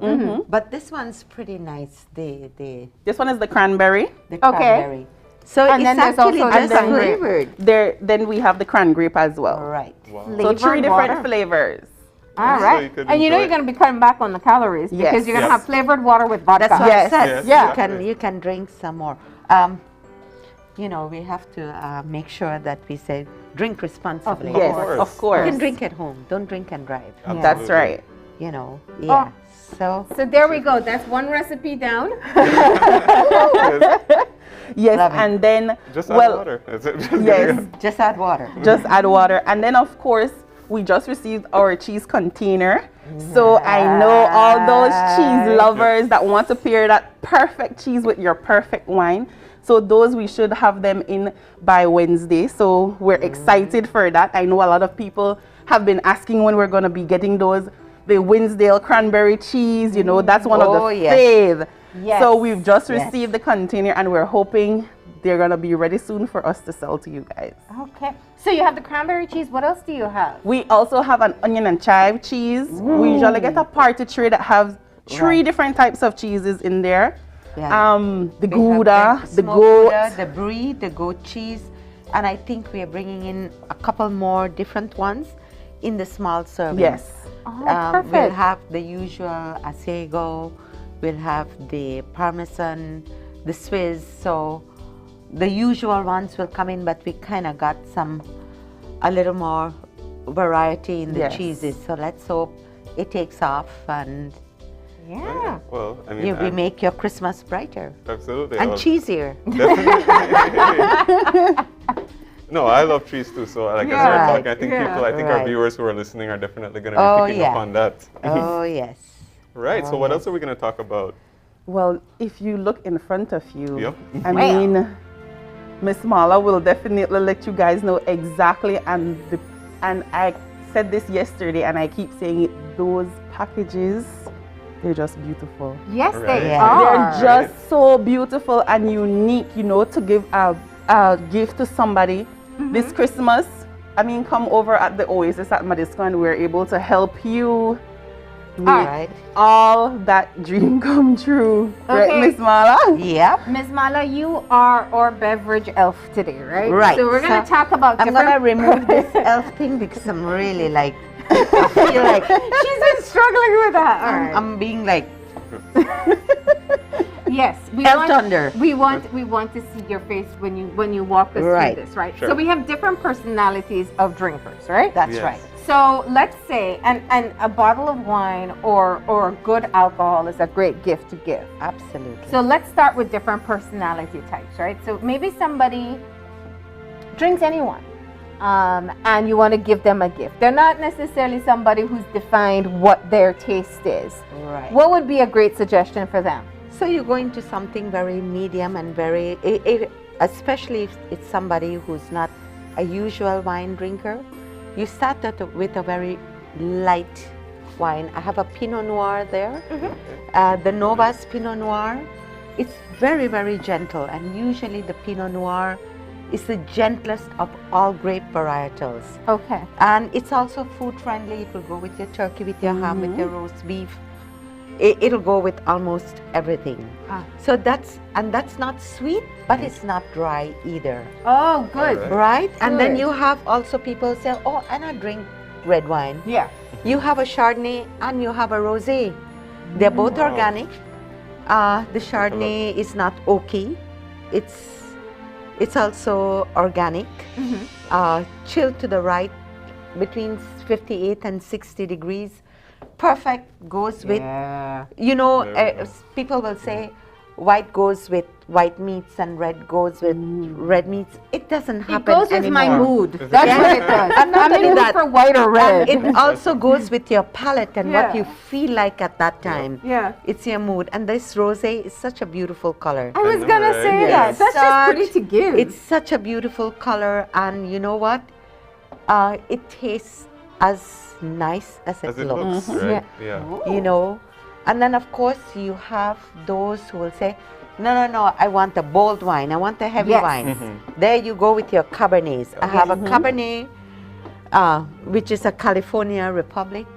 It's easy, it's a screw top. Along with the Cabernets, the California Republic, we have our organic Adobe line, we have our Ironstone. So that's a good we one have for a people drifting who are regular wine drinkers and Then- accustomed to red. And the thing is, you know, in Belize, I've noticed throughout the years, we've become pretty wine savvy. Yep. People first would say, I want a Merlot, I want a Cabernet. They don't do that anymore. They'll actually tell you, Mala, I want a Cab. Yes. I want a Merlot. Well, Mala, So let's not it's- forget how many years you've been doing free wine That's school true. for us Yeah. on the show, right? That's true. So this is great for your person who you Right. know enjoys a good bottle of wine. And for somebody who says, I don't like no wine, I want sweet, we got a new one. Okay, tell us all about it. So we got the Fragoline. The Fragoline is a new Italian wine. It's very affordable. Nothing. It's a pretty I will bottle. never Yes, say that's true. anything is cheap. Cheap things no good. They're reasonable. They're reasonably priced. It's a nice sweet red wine, and of course you have to chill it. Yes. People often think that red wine at room temperature. No, not room temperature in Belize. Not Belize room It's temperature. room temperature from the country of origin. Yeah. So usually you would do this at 68 to 70 degrees. You know, put it in your fridge for 20 minutes and you're fine. And that is pretty sweet. So that's- it's not as That's sweet. good for a not regular So, wine okay, drinker. levels of sweetness. Levels of sweetness is orange, lime, and tomato. So I would put this in the category of orange. Okay. It's not as sweet as Kool-Aid. Okay. You know, you like your Moscato. So it's not like soda. No, it's not a Or soda. Moscato. Some Moscatos can be very sweet. Yes, because Moscatos are usually very sweet. How do you temper the sweetness? Chill it. When it is chilled, it cuts the sweetness. Okay. Now, in that, you open the bottle, you have a Cabernet Franc. Now, you need to finish what you have in your glass. Yeah, and I've I will already taken care of explain. that. So. Yes. Yep. So let's show the what we've got Cabernet here Franc. for her. Yeah. It's Cabernet Franc. I have a story to tell you of Cabernet Tell us Franc. all about it. You know, there's always a little bit of wine education that goes with this.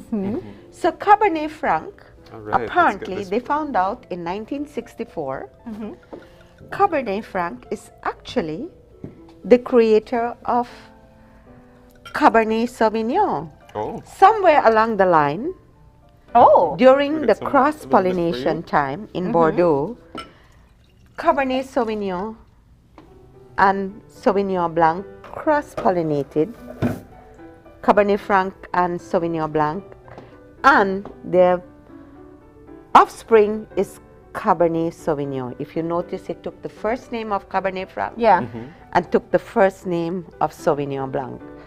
These are it's the cross of both. Okay. Cabernet Franc actually. Oh, you forgot one more? one. Yeah. Cabernet Franc is this little flirtatious, very subtle, very feminine. I hate to sound like a feminist, but you know this Lee wine. Okay, so this is the Smell it. parent, right? This is the parent. All This right. is one of the parent. Cheers. So cheers to Cabernet All right. Franc and Sauvignon Blanc for creating the Cabernet Sauvignon. No, this isn't us having wine at 8 o'clock in the morning. Oh, that's good.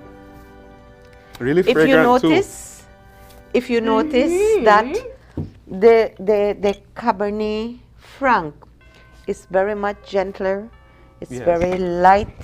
It's very subtle. It's not a powwow. Yes. Like Yes. your It Cabernet doesn't just Sauvignon. hit you, yeah. So now we will have this bottle open and we will tell people you want to try it. Try the Cabernet Franc.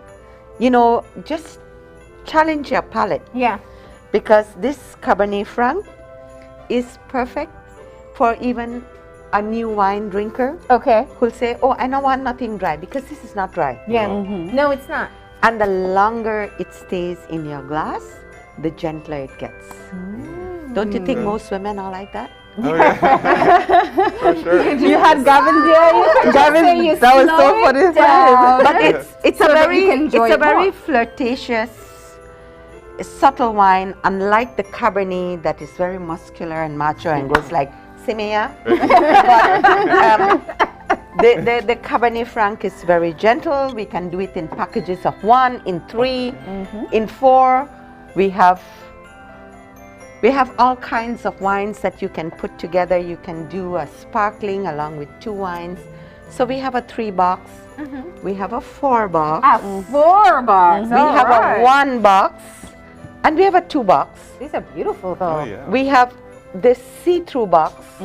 So the see-through box, you can put almost anything in here, Yeah. right? And So then, you do the packaging for people? of course. Yes, we do. Oh. And then we have little wine charms. You have wine charms that you can also include in your packaging. We have wine stoppers that are up front. I'm seeing from the see-through box that it's not just wine. You have the option of other spirits as well. Oh, Exactly. absolutely. Yep. And then, of course, to top it all, you these have are these really nice wine carafes. We have different shapes, and they are so light and so delicate. And then we have a lot of wine accessories. We have wine stoppers. Oh, we have there wine go. chillers. We got the personality glasses Yes, too, yes, right? yeah. Let's get ready to Stumble. in your home safely. There's some beautiful wine bags here too, I see. So you have also the wine stoppers, if you notice. On cloud wine. Yeah. And then, of course, if you go like, oh my God, I forgot somebody, and it's a last minute gift, you have gift bags. Yes. You have gift bags now to match all personalities. There we go. Well, listen, You know. if you give someone a bag like this, it certainly doesn't look last minute. No, Right? It's like right. So There we well go. thought And you know, out. you have the stars, and of course, this is going to be our best seller, right? This is like, I don't know the animal. Now, this is, of course, a very good friend too. Oh, yes. Wine Yeah. opener. You don't have to struggle. And this is something new. So if you're, so there? this is a wine pourer. So it's a wine pourer, and it also has a rod that you can stick into your wine to keep it chilled. Oh, so you keep it in the freezer. You keep this in the freezer. When you're opening your wine, you stick it into your white wine and you keep it chilled. You can do the same with your red. So it keeps it chilled. Great, yeah. That's a great gift. Right? So it's pretty nifty. Yeah. So everything is available. We have most of this, they're limited. You know how it is. You order them, they give you half of your order. So, you know, they're all while supplies last. While supplies we last. have all of this possible. We're open from 8 to 5. On Saturdays 8 to 12. And we take orders. And please don't wait till the 24th to come tell us you want your packages. We would really like everybody to get their packages. We will facilitate up to the 23rd in the morning. And then after that, you're going to have to go get your bag. Yes. You know, because it's all last minute. So here we are telling you way in advance.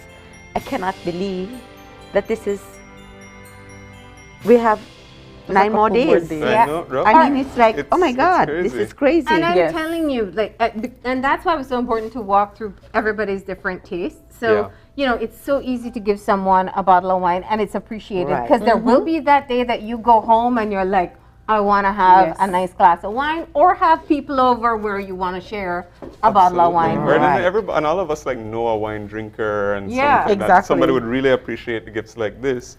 And then of course, if you're shopping for yourself, you can also look at the food items as well. If you're cooking for your family or whatever, and especially if you are a last minute person and maybe you're not able to do a big full production feast, you might want to take some of those options as well. That's right. Yes. And then just to add with Miss Marla, the amazing gifts that we have to offer, we have little treats that you're able to add to these boxes. So we have chocolates. Oh yes, we have the glasses. We have glasses. We have. She did mention the glasses. Yes. We have sprays that you're able to add. Candles, a wide variety of items that we have now. You have some.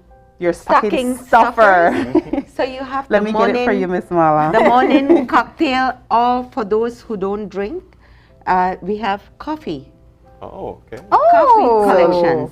So it's really sweet. You can you can put one in each, and they're this is the flavored syrup. Yes. So they're the gourmet flavoring. So they're kind of nice to add on. You say, okay, I want to buy a cocktail collection, and I want 5 baskets. Can you put one in each? I want a coffee selection. Will you put one in each? So there are a lot of small add-ons. You have chocolates. Yes. Other than that, we have other chocolates in the store. We have crackers. We have a few candles. Yes. We didn't bring it here because we don't have a lot of selections of those, but we have quite a few add-ons. Different. We also have face masks and whatever, but it's also limited. So we didn't bring it. So it's like just we want to order now. That's the key thing. So order now before say, okay, I want a basket and give us a budget. Yes. So you know what? There we go. I want 2 wines and I want add-ons. I want to spend really creative. 175 and we'll go like, okay, these are the selections you want. What do you want? So we'll help you with those too. So you can make a real special custom gift. That's right. For whoever you're buying for. Yes, you can. And we should get a lot more glasses with different sayings, so you'll have a choice. All right. It's just like. So how do people order? We have our WhatsApp numbers that they're able to reach us. So we have 3 WhatsApp numbers now. We have the one here in Belize City, and that number is 624-1828. We have the WhatsApp number for our Belmopan branch, 601-7400. And then we have our San Pedro WhatsApp number, 614-7520. All right, there you go. So you place your order, or you can always just drop by Madisco and talk about whether you're going to do a individual wine as a gift, a box of multiple wines, or a gift basket as well, and pick up your cooking supplies for Christmas. And we just want to remind everybody of our new location in San Pedro. Remember when we came the last time, we told you guys that we were going to be moving? Yes, so we're on Laguna Drive now. So just to remind everybody that we moved from Coconut Drive to Laguna. All right. Right? Well, and they're thank you open the both. same hours, right? Same hours. Yes. Yep. And delivery countrywide. Ah, all right. And I recommend you just ask for Mala if you need some help in picking out that wine. And say, please help me. This is the personality that I want to shop for. Okay. And she's going to be. That's right. I have a fantastic assistant, Cheyenne. Yes. Yes. Between both of us, we will get it done. Well, thank you both for coming in and reminding us once again about the options available at Madisco and helping a lot of people who are struggling to figure out what that gift should be. Right. All right. Right. And with that, we're going to go ahead and take a break. And from indulging to eating a bit healthier, we're going to look at healthy options for Christmas. Don't turn off the TV. We promise it's delicious. Stay tuned.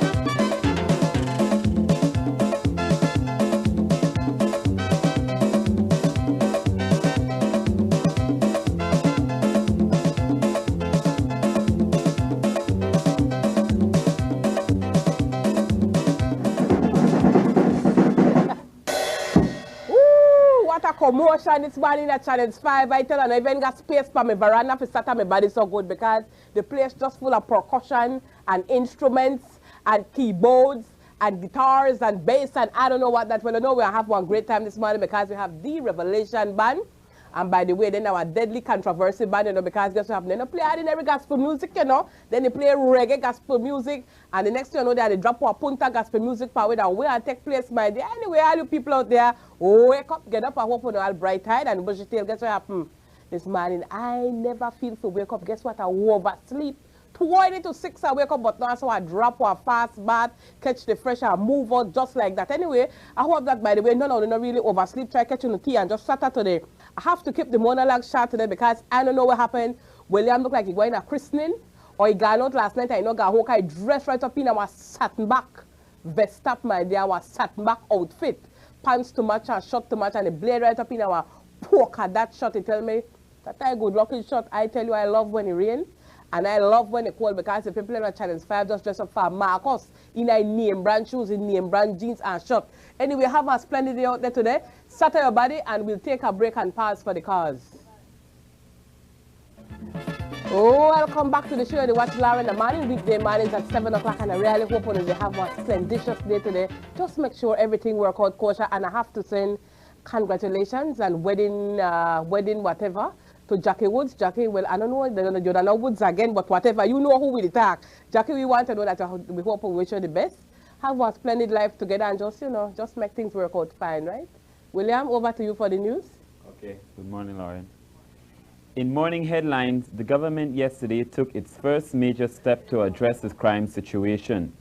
Meanwhile, at the Supreme Court, Anne-Marie was witness to a ceremony which a number of new Belizeans should long remember.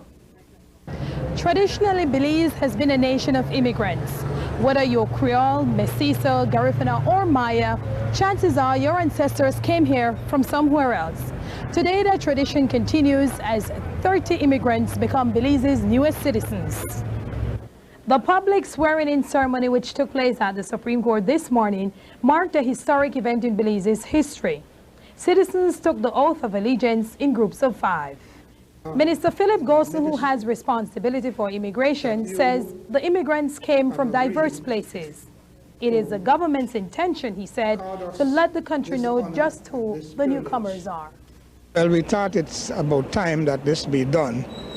The law was there, and so there was no reason why it should not be done with the assistance of the Supreme Court. And so we felt that, well, it's good both for the regular citizens and for the new citizens. Reporting from the steps of the Supreme Court building, for News 5, I'm Anne-Marie Williams-MacDonald. In addition to swearing the oath, new citizens also paid a fee of $200. And that's Morning Headlines. I'm William Neal, and now back to Lauren. Very good, William. We have new Belizeans, huh? Welcome to Belize. Welcome aboard to Belize, right? Make a check the weatherman. Hi. Good morning. Hi, Fred. How are you? Fine, thanks, and yourself? All right, man. How the weather? Not too good, you know. Expecting cloudy to overcast conditions. Meaning to say plenty rain? Right. Umbrella rain, coat, galoshes, everything? Yes. All right. This is spirit parliament, and now this war is in escalation. The world shoot guns in and devastation. A holding on God's intervention. Keeps me going and it keeps me strong. Me don't want me for sin, he want me flesh out. Me now go flesh out, cause I don't want me out. He don't want me for sin, want me flesh out. Me now go flesh out, cause I don't wash me out. Let me catch a little bit about the wee situation. Gangs and drugs, they run this nation. Broken homes, racial segregation. Freedom of choice leads to abortion. All of these are the weapons of Satan. It comes in leading to destruction. The role of the church in this confusion. Show Jesus Christ as the only solution. We have to show Jesus Christ as the only solution. Satan want me for sin, he want me flesh out. Me now go flesh out cause I don't want it out. Satan want me for sin, want me flesh out. Now go flesh out cause I don't want it out. There's a waging war between me and Satan. Started out when I turned a Christian. Babylon fears my ultimate weapon of Satan. But this is very parliament.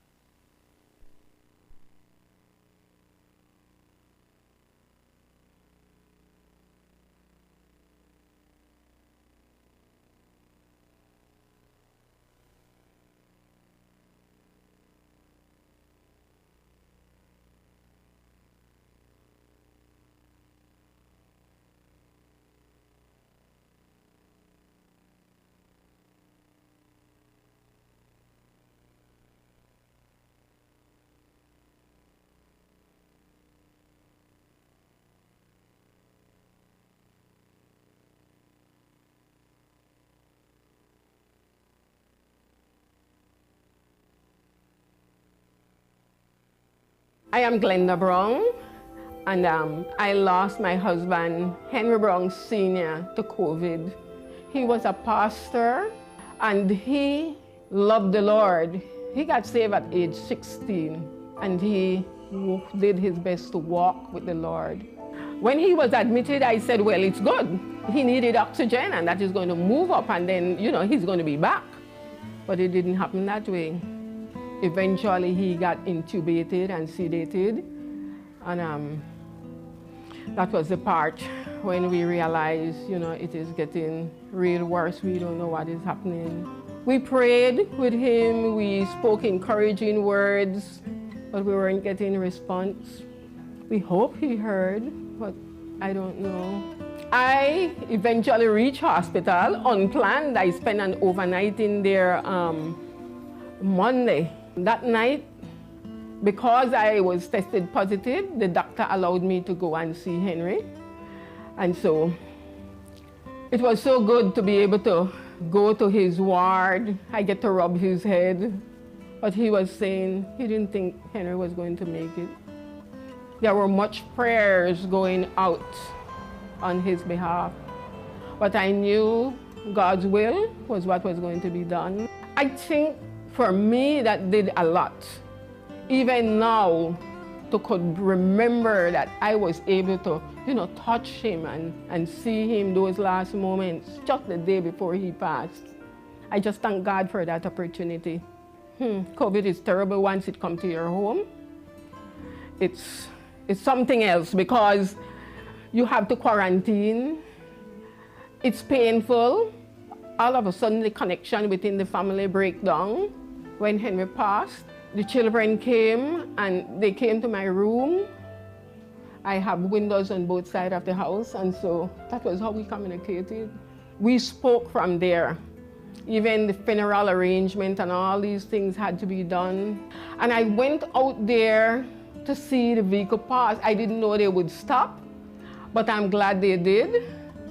And so I made my way to the street side. I had COVID, so I knew I had to keep a certain distance from other people. To look at that casket in that vehicle and know that Henry is in there. I watched online. It was so so hard. I mean, this is Henry. He's gone. He's not going to be back again. Henry hadn't been vaccinated. He didn't want to be vaccinated. I was told that he said to someone in the hospital while he was there that if he gets out or when he gets out, he was going to get vaccinated. I know it's not the only prevention. Washing your hands, doing the other thing, taking your meds does help. So there's a number of things to do, and I encourage people to do all of them. God does protect us, but we are also not to put God to the test. And so I encourage people to do what needs to be done. There's a lot of things I missed him, just not having him coming home again. It's a journey ahead that I am trusting God to take me through. I know He will.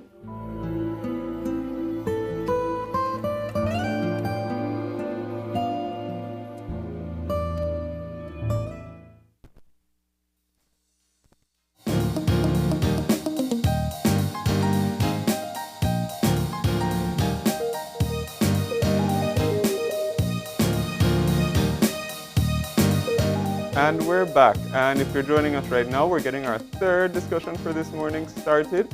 And we are shifting gears a little bit from drinks, and now we're going to be talking about food for Christmas. And we're actually going to be talking about some healthy options for your Christmas dinner. And joining us for this conversation, we've got Patty Rosado, who is the owner of Healthy Bits and Bites. Good morning. Good morning. Yeah. All right, thanks for joining us. You're welcome. It's a pleasure to be here. Well, you come with Mission Impossible, so I don't know how happy you are to be here. This idea of making a healthy version of a traditional Christmas meal. So tell us, you said you've actually been eating this way for Christmas for 3 years. For 3 years. This is going to be my 4th year, actually, that this is the option that we use. So. In coming along with the idea for Healthy Bits and Bites, it was actually from our table to your plate. So it's all the recipes and the methods that we use at home to help us with our illnesses and our health issues that I was able to actually bring across to my clients. So this is one of the more Mission Impossible, as you said, texture-wise. Can I start? Yeah, go ahead. So we're doing green beans while we talk, right? So that's just green beans that you've cut and a little bit of olive oil. A little bit of olive oil, and this will just grill off. So we can have the discussion. I have prepared, so let me just go ahead. Tell you what the components are. We have our herb roasted turkey. And there is roasted sweet potatoes and our quinoa stuffing. This is the special stuff here. So let's take a look at that if we could get it on camera. Right. So when you look at the elements of a turkey dinner, you have the rice and beans, the turkey, you have the salad, and you have the stuffing. So when you have that first Christmas and you say, okay, you have to do it in a healthy way, how do you come up with your menu items? Well, Google helped because of course, you know, you go to the doctor and they say you need to eat healthy. So you can either see a nutritionist or you can do the research on your own. And so we decided based on what our nutritionist did tell us we can eat, then this is what we pulled together. And as the years went by, we were able to bring it to our own, you know, adding different things, making it more palatable, especially when you have teenagers around. So we tweaked and now this is the end result of our Christmas dinner. So turkey by itself, and especially the white portion of turkey, that's healthy. So you were safe with cooking your regular turkey? Yes, we are. If you notice, there is not a ham option for many reasons. I think listening to the news or just the word of mouth, Christmas time, a lot of people pressure go high. Because of the drinks, because of the rice, because of the salad and everything else. Either you're diabetics or you're hypertensive people, they take a risk in eating the regular cultured Christmas dinner, no? So what we did was to sub out the rice and beans, the salad, and just add the 3 sides that you see here, yes, along with your turkey. Now I've also offered this option vegetarian, where instead of having turkey, we do the portobello mushroom, and it's seasoned and it's grilled, and it's very, very, very palatable. Yeah. It is really good. Talking about calories, talking about carbohydrates, everything is so well, portioned and low that you're able to take your glass of wine, you're able to take maybe your rum popo, And you could also have your second plate too, right? Well, exactly. I've come to realize that in eating healthy, we can't just say this is bad or you should stay away. These things do have nutritional value.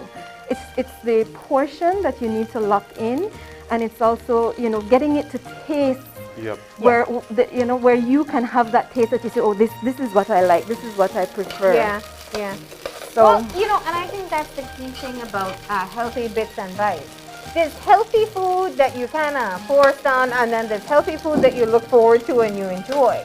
And as you said, this was a matter of you having to cook this way at home and then offering it to friends and family. Right. Tell me a bit about how much it's grown over that time. The last time we had you, I know you made the most delicious rice bowl I've ever had. And, I think since then I've been getting some of your stuff, and it really is such a diverse menu. And it all tastes good. You wouldn't believe you're eating healthy. What we try to do is, it's not just thinking, the meals are planned at least a week in advance. And I try to bring that diversity along, because you don't want, the trick with this food is, people are not eating it because of the taste. Some of them, it's because of the necessity. And so you will find out that immediately you start to get tired of it. It's not what you like, it's not what you want. I mean, imagine green beans 3 times a week, or broccoli, And so what I try to do is to bring a little bit of everything in terms of the carbohydrates, and then place the meal around it. So like we have a little bit of rice, we have a little bit of pasta, we have a little bit of soup, and it's just to not get you bored. Yeah. At the end of the day, you still want to have something tasty, but you want something different. Yeah. And then some days you just don't want it any at all. So it's a challenge to every week have to bring a different menu. But so far it's been working pretty good. And as I mentioned the last time, it's not that I can take a big amount of people. So I have that consistent, small, exclusive little clientele.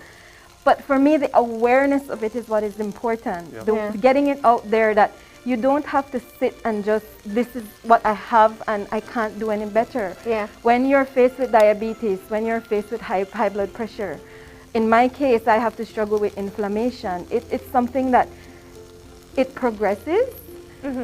And so to keep it, at under control, stable and under control, it's a constant everyday challenge to get done. And so birthdays become a challenge. Cookouts become a challenge. Christmas becomes a challenge, you know. So, and people, you see, the thing is, yes, we can all learn to cook healthier at home, but it's difficult when we've learned the traditional route, which doesn't really involve being health conscious. So sometimes it's so much easier to be able to rely on someone who's already converted those recipes. Exactly, and you can take it a step further. I have a very a well-known colleague in Belmopan. She owns Tasty Vegan, Angie. And she takes, like, we talk sometimes, and she takes these menus that I have and she veganizes it. She makes it, she gives me tips. When I wanted to do that rice bowl for the first time, I was like, girl, I don't know how you get this rice done, you know? And she helped me along. Because it's brown rice, which a lot of people are scared of. The texture of this rice is completely different. So cooking it, it's either hit and miss or miss, So mine's usually a miss. So I stopped trying. So we try to get the food where it's palatable. It's something that you can leave the table satisfied. And what I've noticed in doing plates for customers that have to do the healthy option is that the people eating the regular stuff would go like, how is that made? What Yeah. did you Yep. do? It Yeah. smells so good, you know, Yeah. like the smell brings them to it. And so it's just a matter of giving it a try, you know, opening up your mind to this is good for you, and It can taste good too. and it tastes good. Well, we'll find out right now. Well, yeah. So let's talk about what's happening here. Those are just green beans that you threw in there with some olive oil. I see you added some salt and pepper. Salt and pepper. It gives it a little kick. Of course, salt is. I only use the Himalayan pink salt because Okay. of the mineral value of it. It doesn't bring that very heavy taste as well. Yeah. So it complements the entire cooking. When I do cream, if I do use dairy, it's mostly natural yogurt that I try Okay. to incorporate that with.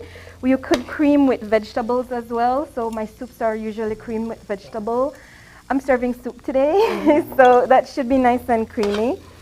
And we just try to take out that deep fry, that heavy oil. The meats are lean, you know. Trying to add a little more protein, but balancing it off with the everyday vegetables and some fruit. Yes. Because my salads do take fruit as well, just to give it that taste, you know. So it's not, a salad can be just the lettuce that you like, or it could be everything or anything else. And You mentioned you don't like stuffing. Well, No. the concept of stuffing is you just throw everything in. People put sausage, they put meat, you know.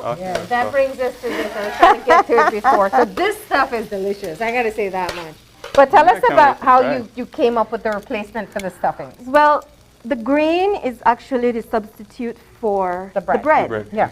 And quinoa is one of the most healthiest options you could find when it comes to grain. Yeah. And so I can cook it and we can eat it without having that, am I doing, is it, you know, is it good, is it not good? Yeah. And then, you know, you add your aromatics, your celery, your onions, and then of course I put the wild rice because it brings a look. Right here, yeah. And then for the Christmas touch, we add a little bit of cranberry and walnuts. And these all have so much, the content, the component of nutrition in it. Walnuts are very healthy fat.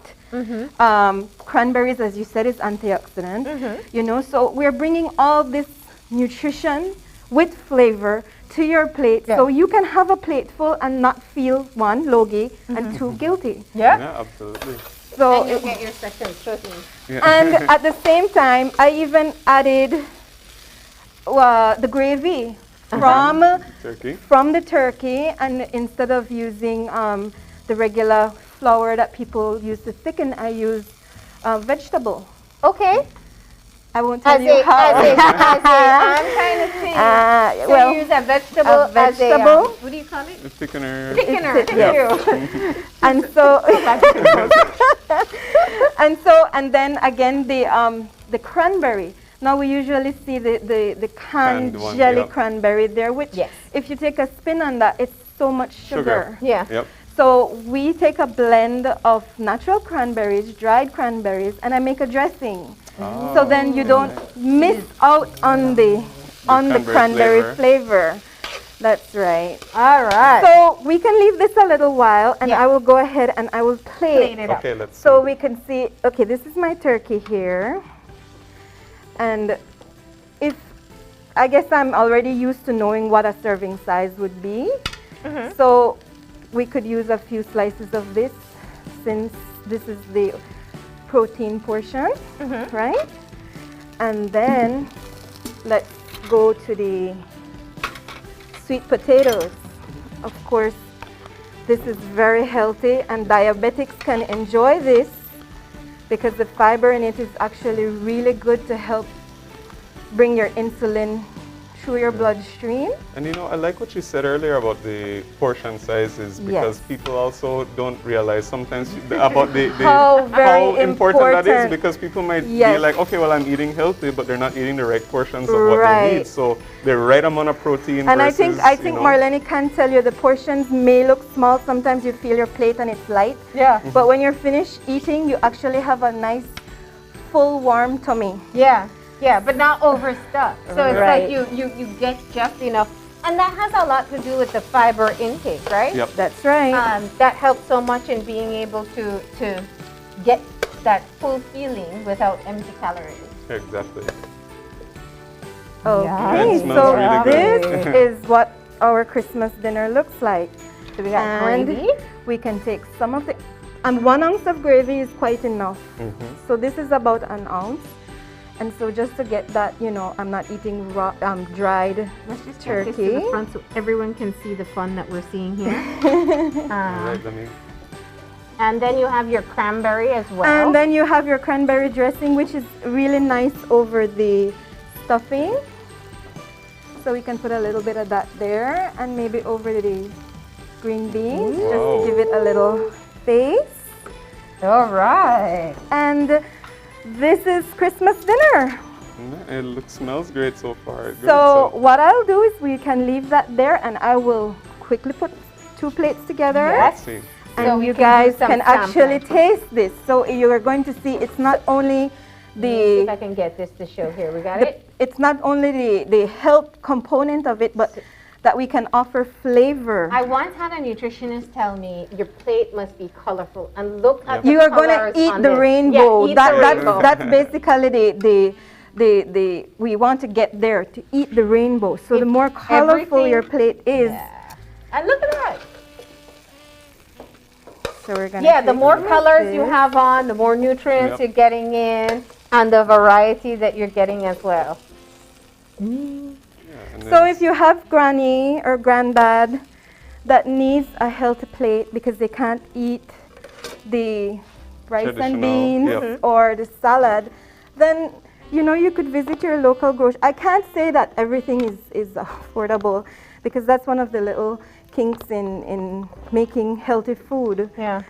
You do have to spend a little more than just your staple. However, if you look at what you will spend yearly on your plate versus a trip to the doctor or a night or 2 in the hospital, Yeah. there's actually no question that you're doing it right. But Patty, I'm so glad you say that because very often people, you know, scoff when you say, well, it's a bit costly to buy healthier food. It is. Right, yes. But it's an investment. Yeah, exactly. And you're investing in yourself. So if you invest in that self-image of I want to do it right. Yeah. I'm going to do my hair. I'm going to, you know, keep myself, you know, healthy, drink all the water. Then the eating, the nutritional part of it is the most essential part of it. And you can ask any nutritionist, you can ask any fitness coach out there what part plays the most role, and they will tell you. It's Good food. diet. It's the food. It's the food that you eat. And I can't say that enough. So I'm going to make it. So let's talk about how really good. people, if they can get one of your meals. I'll or leave the how. dressing part to you guys. Yeah. Sure, I'll try some. And here, Marlene, you don't dip your spoon in there. Here you go. So the dressing? Oh, No? let's go. All right, so we're gonna. Do you like cranberry? Yes, I love it. That's the Okay, good. best part of the You meal put it on. for me. I'm like, yeah. No, not all of the dressing, but we can put on everything. I saved some for you, Gavin. I'm that thoughtful. All right. Yeah, so how do people get to taste some of your food? Well, I have been asked at least twice if I can cater for this healthy option. Yeah. And so it's something that we plan to do. Okay. But it's again on a first come, first serve basis. So, you know, it's getting everything there on your plate at Christmas, for Christmas, and at the same time keeping it healthy. So, do I pass? Will Santa come for me? I'm making a sample of everything. No, I knew what I was getting myself into, but you tried the stuffing? Very good. So delicious, just when you get the nuts and you get the sweet, and then you have all the other flavor that is there. But Patty, let's just talk about what something like this would cost. Okay, that's where it gets a little tricky, and for that reason, in this pandemic era and all that, it takes away that I want to give it, but I don't know if people can afford it. Yeah. So I extended this as my Thanksgiving option, and I sold the plates for $14, which is actually pretty good because just a pound of that wild rice that you have there is $33 here. And walnuts. And walnuts are expensive. And so what I try to do is I try to get bargains on these things that I am able to still give it For me, it's I'm passionate about it, but it's also about paying it forward. As I told you the last time, I got a second chance on my health. I'm still a work in progress. I still have so far to go. This is my key. It's slowly but surely, because I can tell you, maybe I lost 2 pounds in 6 months, but I haven't been to the doctor in so long. Yeah. So that's where this comes in, and I know that whenever I'm having any issues, I tweak what I eat, and I'm gonna get there quicker than if I pop pills or get an injection or something. So it's costly in terms of getting the ingredients to the plate sometimes, especially with everything so sky high. Yeah. But when you sit and think about it, eating like this, it may save you a trip to a COVID-infested hospital, or getting yourself to have to go out there and all that. Yeah. So it does cost a little bit more, but it's for you. It's an investment. It's for you. So, you know, and I'm not there like scouring to get every single penny. I still try to keep my regular meals at that $10. Yeah. And sometimes I go out and I said, like I said, I serve this for $14. You wouldn't find it anywhere else. Yeah. But that's me giving back. That's me saying, you know, you can do this. See, you can do this. And healthy food can taste good. That's really good. So the page is Healthy Bits and Bites. Sorry, go ahead. No, I was just going to say I tried everything. Everything tasted really great. So Have you found a replacement for your stuffing? Absolutely. Now, since you don't like stuffing. Yeah, absolutely. That's All what I was right, good. Well, Patty, thank you once again for coming in and showcasing. Sure, you're welcome. I know people are all looking for options on how to eat a bit healthier. And they can access you on the page, whether it's for catering or if they want to get in on some of your lunch specials. That's right, and I'm always available to work with people. Yeah. I have a few clients that do ask for specific foods, and if I'm able to, then I can do that as well. Or diabetics or hypertensive people that have had dental surgery and they're not able to eat. So, you know, there people out there need food, and the alternative is it's not healthy. So we need to push the healthy factor in it. All right. And nice. Yes, and thank you so much for coming in. We are witness for ourselves on how you can make a healthier turkey dinner, and it can still be delicious. Thank you. Thank you for having me, and have a blessed and safe Christmas. Thank you too. Okay. And with that, we're going to go ahead and take a break, and when we come back, Evan, We'll be talking about some trending topics, and then we'll have our wrap-up. So please stay tuned, and we'll be right back.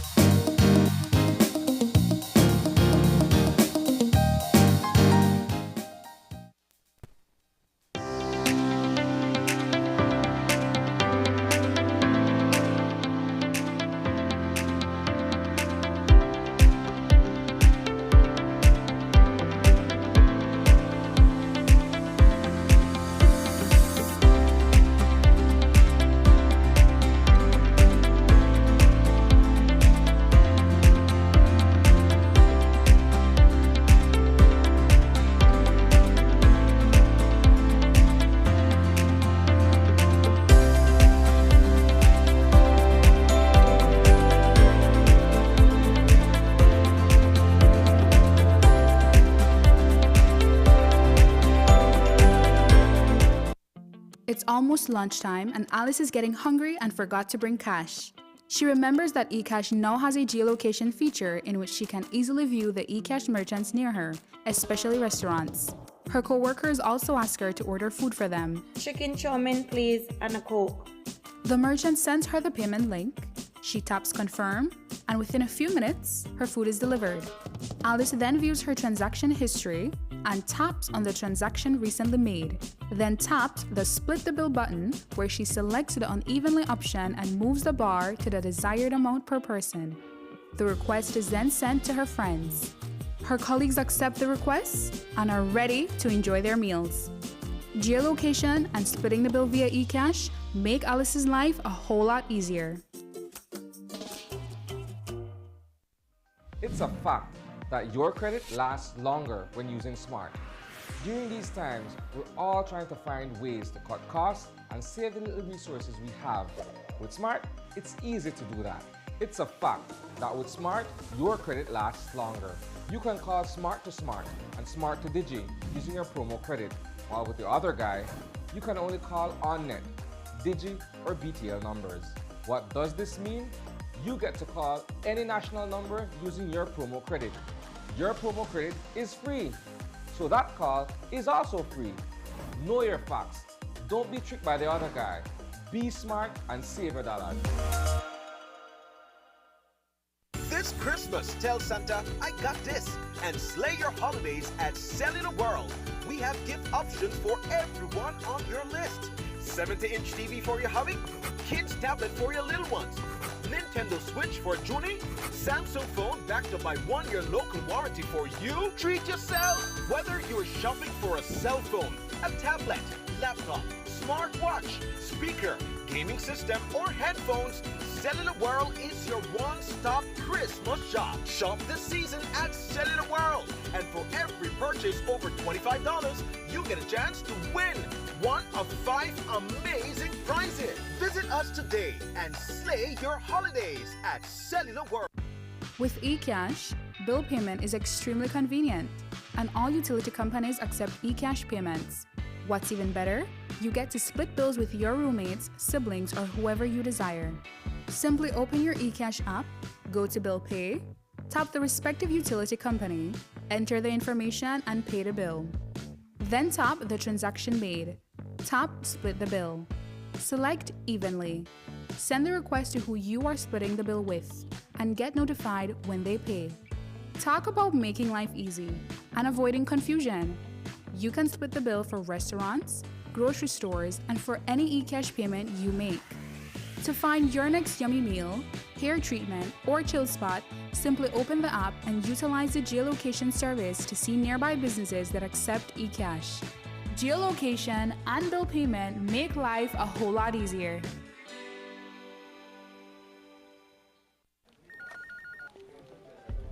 As one of the largest cable and internet providers in Belize, CBC strives to provide our customers with the highest standards of quality, value, and service in all aspects of cable TV and internet. Monitoring our systems closely, our technicians combine creative planning and state-of-the-art technology with years of experience and training to develop and provide the most reliable and advanced cable and internet service to exceed your expectations. For CBC and our team of talented engineers, technicians, and customer service representatives, delivering less than the very best is never an option.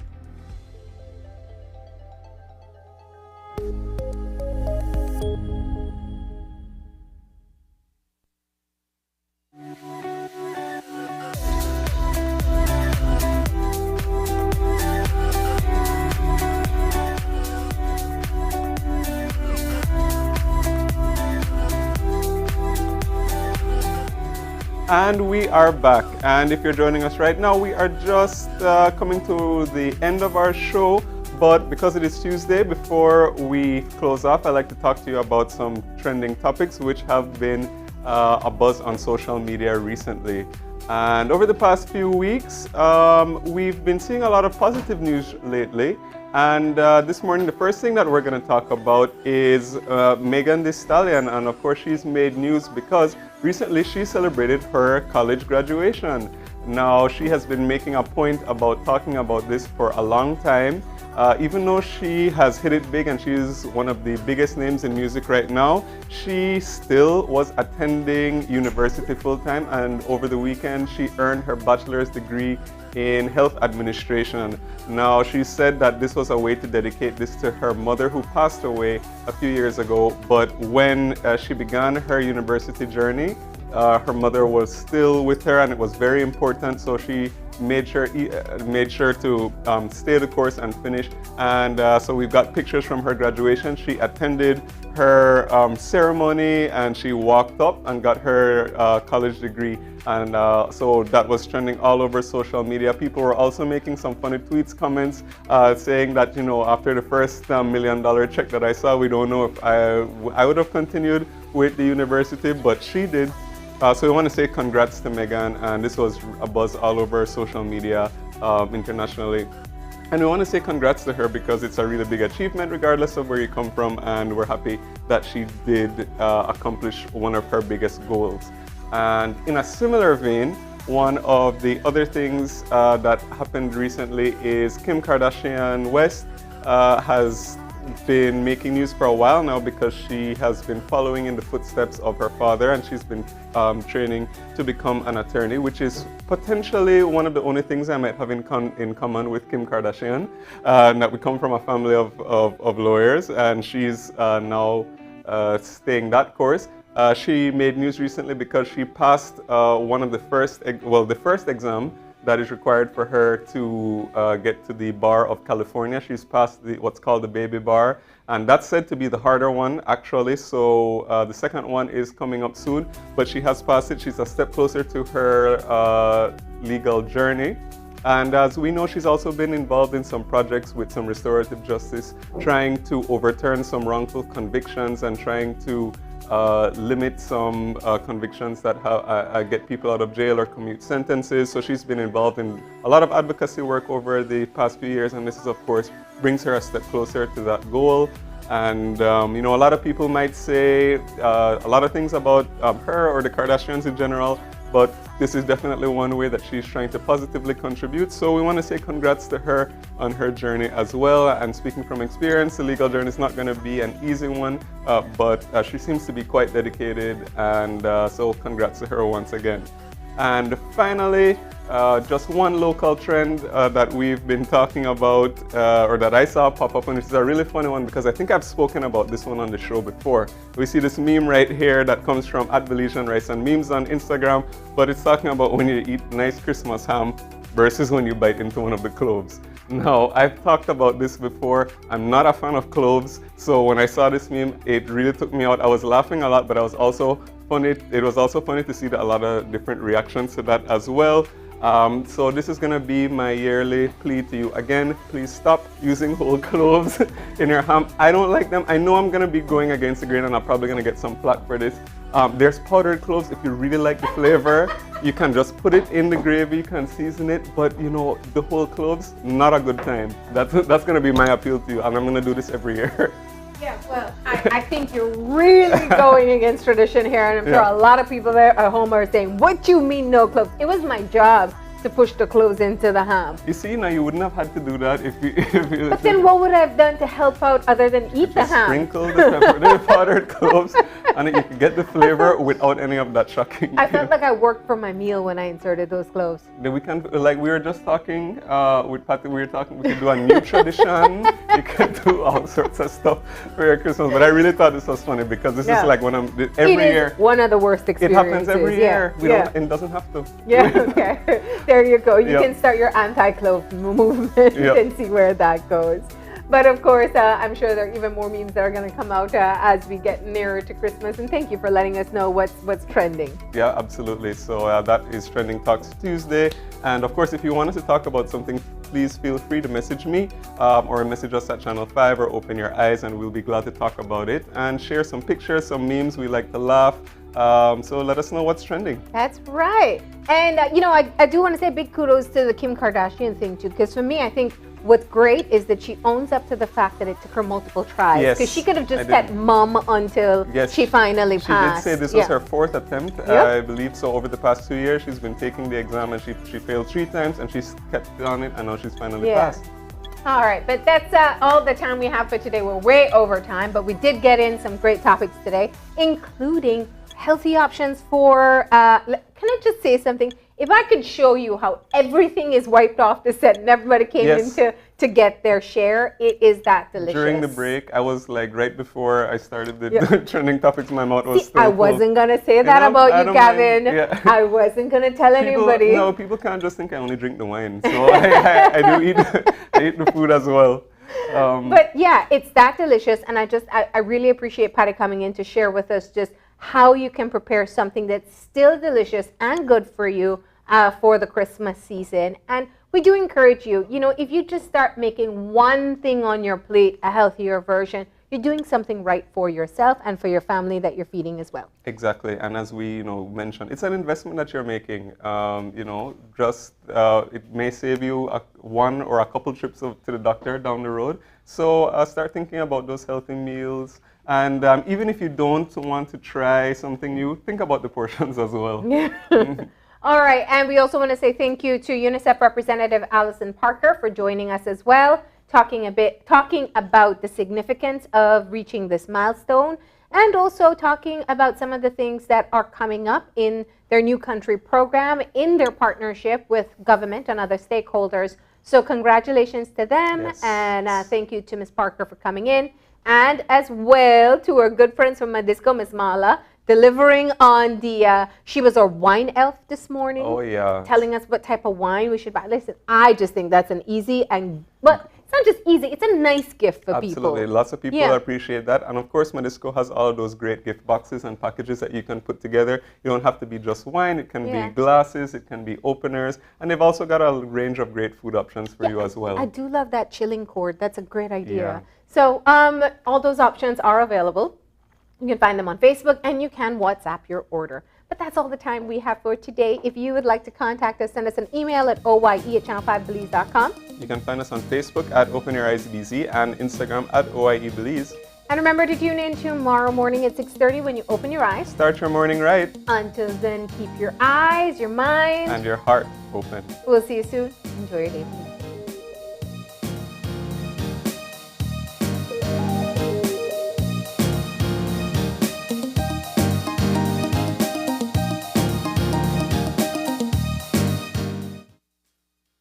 Open Your Eyes was brought to you by the Belize Bank. Our country, your bank.